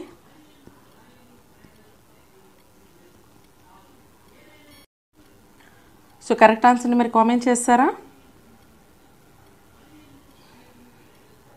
Second one is the right answer అండి, ఇంగ్లాండ్. టెస్ట్ మొదటి రోజున 500 పరుగులు చేసిన మొట్టమొదటి జట్టుగా మనకి ఇంగ్లాండ్ దేశం అయితే నిలిచింది. సో నెక్స్ట్ క్వశ్చన్ చూసేద్దాము. విద్యా సాంస్కృతిక హక్కుల లక్ష్యమేది? ఇక్కడ లక్ష్యం, విద్యా సాంస్కృతిక హక్కుల యొక్క లక్ష్యం ఏది అంటే ఫస్ట్ వన్ భారతీయ సంస్కృతిని రక్షించుట, సెకండ్ వన్ అల్పసంఖ్యాక వర్గాల వారి సంస్కృతులను రక్షించుట, థర్డ్ వన్ ఏక సంస్కృతిని అభివృద్ధి పరచుట, ఫోర్త్ వన్ నిరక్షరాస్యతను నిర్మూలించుట. మీరు ఒకసారి గెస్ట్ చేసి ఆన్సర్ చేయండి, కామెంట్ చేయండి, నేను తర్వాత ఆన్సర్ చెప్తాను.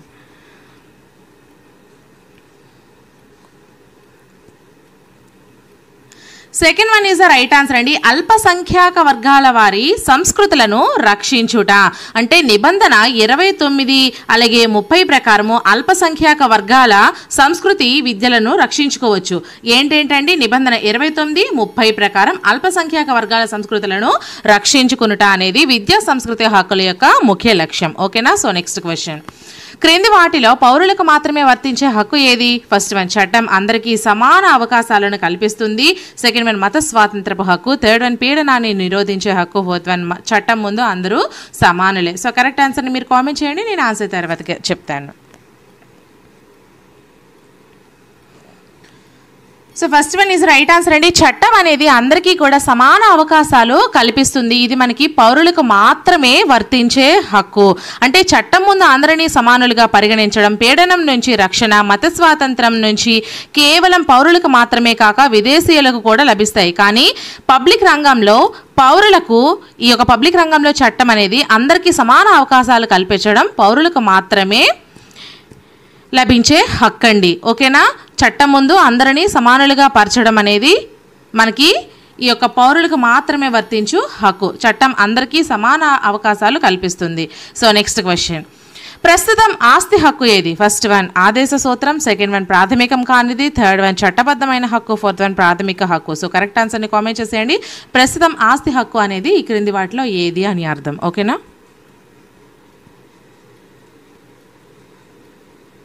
Third one is the right answer అండి. చట్టబద్ధమైన హక్కు. ప్రస్తుతం ఆస్తి హక్కు చట్టబద్ధమైన హక్కు అండి. 31వ ప్రకరణ నుండి ఆస్తి హక్కును తొలగించి 300A ప్రకరణలో అయితే చట్టబద్ధమైన హక్కుగా మార్చారు. 31 నుంచి తీసేశారు, 300Aలో అయితే చేర్చి దీన్ని చట్టబద్ధమైన హక్కుగా అయితే మార్చడం జరిగిందండి. ఓకేనా. సో నెక్స్ట్ క్వశ్చన్, క్రింది వాటిలో సరిగా జత చేయనిది ఏది? First one Sajjan Singh versus state of Rajasthan 1964. Second one కార్తార్ Singh versus state of Madhya Pradesh 1999. Third one Indira Sahani versus union of India 1992. Fourth one Golaknath versus state of Punjab 1960. So correct ఆన్సర్ని మరి కామెంట్ చేసేయండి.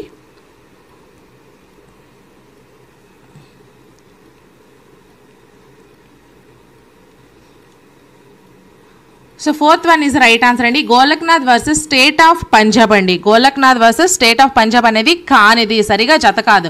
అంటే Sajjan Singh versus state of Rajasthan 1964, కార్తార్ Singh versus state of Madhya Pradesh 1999, Indira Sahani versus union of India 1992. ఈ మూడు కూడా మనకి సరిగా జత చేసినవే. అయితే పంజాబ్ ప్రభుత్వం రూపొందించిన భూ సంస్కరణ చట్టాన్ని అంటే గోలక్నాథ్ కేసులో 1967లో సుప్రీంకోర్టులో ప్రశ్నించారండి. ప్రాథమిక హక్కులను సవరించే అధికారం పార్లమెంటుకు లేదని ఎస్సీ అయితే చెప్పడం జరిగింది. ఓకేనా. సో నెక్స్ట్ క్వశ్చన్, ప్రాథమిక హక్కులు సవరించే అధికారం పార్లమెంటుకు కలదని చెప్పిన కేసు ఏది? First one Golaknath versus state of Punjab. Second one Sajjan Singh versus state of Rajasthan. Third one Kesavananda Bharati versus Kerala. Fourth one పైవన్నీ సరైనవే. సో కరెక్ట్ ఆన్సర్ని మరి కామెంట్ చేసేయండి.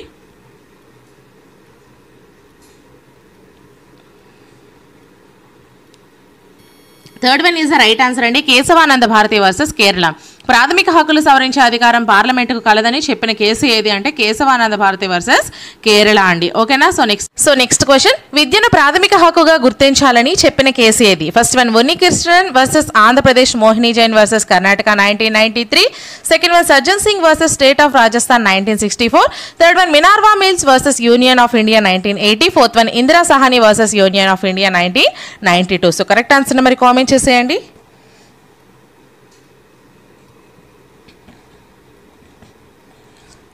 First one is the right answer అండి. Unnikrishnan versus Andhra Pradesh, Mohini Jain versus Karnataka 1993. ఇది మనకి విద్యను ప్రాథమిక హక్కుగా గుర్తించాలని చెప్పినటువంటి case.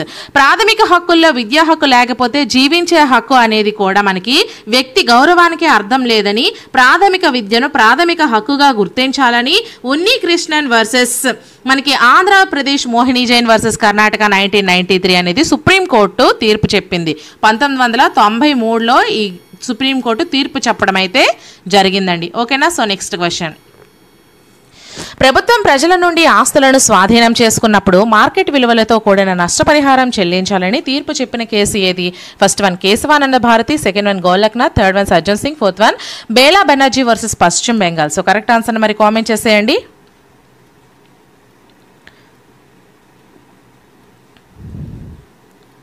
Fourth one is right answer అండి. బేలా బెనర్జీ వర్సెస్ పశ్చిమ బెంగాల్. ప్రభుత్వం ప్రజల నుంచి ఆస్తులను స్వాధీనం చేసుకున్నప్పుడు మార్కెట్ విలువతో కూడిన నష్టపరిహారం చెల్లించాలని తీర్పు చెప్పినటువంటి కేసు బేలా బెనర్జీ వర్సెస్ పశ్చిమ బెంగాల్. ఓకేనా. So next question. పని హక్కును ప్రాథమిక హక్కుల జాబితాలో చేర్చాలని సిఫార్సు చేసిన కమిషన్ ఏది? First one GVK Rao commission, second one Srikrishna commission, third one రాజ్యాంగ సమీక్ష commission 2002, fourth one Unni Krishnan. So correct answer మరి కామెంట్ చేసేయండి అమ్మా.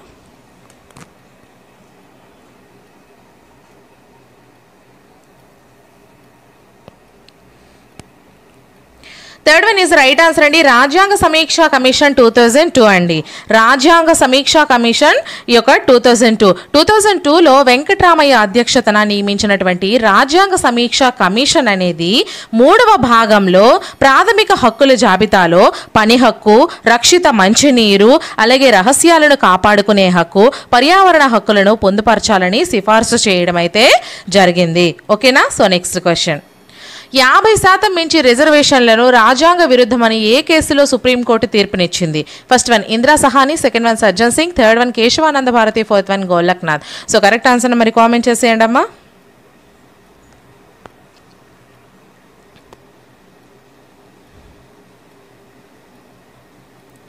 First one is right answer అండి. ఇందిరా సహాని 50% మించిన రిజర్వేషన్లు రాజ్యాంగ విరుద్ధమని మనకి ఇందిరా సహాని కేసులో అయితే సుప్రీంకోర్టు తీర్పునివ్వడం జరిగింది. So next question. ప్రాథమిక విధులు రాజ్యాంగంలో ఏ భాగంలో కలవు? ఫస్ట్ వన్ 4B భాగం, సెకండ్ వన్ 4A భాగం, థర్డ్ వన్ 3వ భాగం, ఫోర్త్ వన్ 4వ భాగం. సో కరెక్ట్ ఆన్సర్ మరి కామెంట్ చేసేయండి.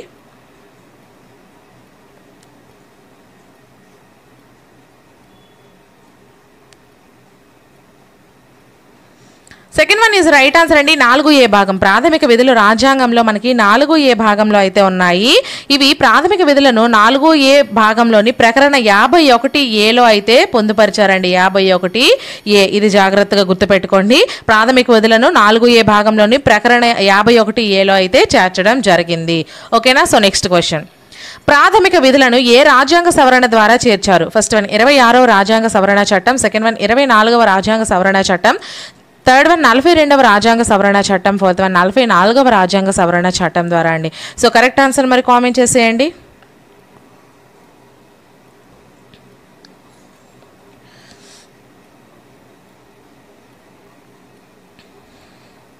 Third one is right answer అండి. 42వ రాజ్యాంగ సవరణ చట్టం ద్వారా అయితే ప్రాథమిక విధులను చేర్చడం జరిగింది. 42వ రాజ్యాంగ సవరణ చట్టం. అయితే ఈ ప్రాథమిక విధులు 1976లో అయితే మనకి 42వ రాజ్యాంగ సవరణ చట్టం ద్వారా 51A ఆర్టికల్లో అయితే చేర్చారండి. 51A ఆర్టికల్లో చేర్చడం అయితే జరిగింది. So next question. ప్రాథమిక విధులను ఏ దేశం నుంచి గ్రహించారు? First one Ireland, second one Britain, third one America, fourth one Russia. So correct answer మరి కామెంట్ చేసేయండి.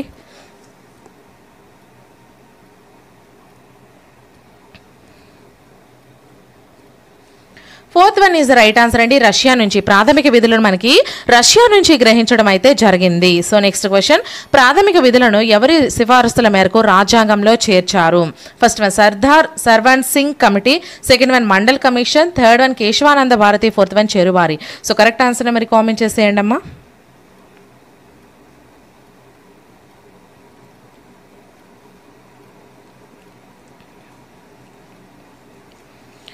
First one is right answer అండి. సర్దార్ స్వరన్ సింగ్ కమిటీ. సర్దార్ స్వరన్ సింగ్ కమిటీ ప్రాథమిక విధులను మనకి సర్దార్ స్వరన్ సింగ్ కమిటీ సిఫార్సుల మేరకు రాజ్యాంగంలో చేర్చడం జరిగింది. So next question. ప్రస్తుతం ఎన్ని ప్రాథమిక విధులు ఉన్నాయి? First one 8, second one 11, third one 10, fourth one 12. So correct answer మరి కామెంట్ చేసేయండి.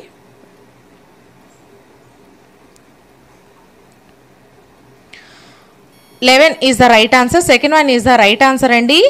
మనకి 2002లో 86వ రాజ్యాంగ సవరణ చట్టం ద్వారా మనకి ఈ యొక్క 11వ విధిని రాజ్యాంగంలో చేర్చడం ద్వారా ప్రాథమిక విధుల సంఖ్య అయితే మొత్తం 11 అయ్యింది. అంటే 2002లో 86వ రాజ్యాంగ సవరణ చట్టం ద్వారా 11వ విధిని అయితే మనకి చేర్చడం ద్వారా ప్రాథమిక విధుల సంఖ్య 11కు చేరింది. ఇది అండి ఇక్కడతో అయితే మనకి కంప్లీట్ అయింది. సో ఈ వీడియో ఇక్కడితో కంప్లీట్ అయింది. మీకు ఇంకా ఎటువంటి వీడియోస్ కావాలన్నా సరే కామెంట్ సెక్షన్లో కామెంట్ చేయండి. అలాగే మన ఛానల్ని తప్పకుండా సబ్స్క్రైబ్ చేసుకొని ఫాలో అవుతూ ఉండండి. ఈ వీడియో నచ్చినట్లయితే ఖచ్చితంగా ఒక లైక్ చేయండి. మీ ఫ్రెండ్స్కి షేర్ కూడా చేయండి. సో నెక్స్ట్ వీడియోతో మళ్ళీ కలుద్దాం. Until then bye friends.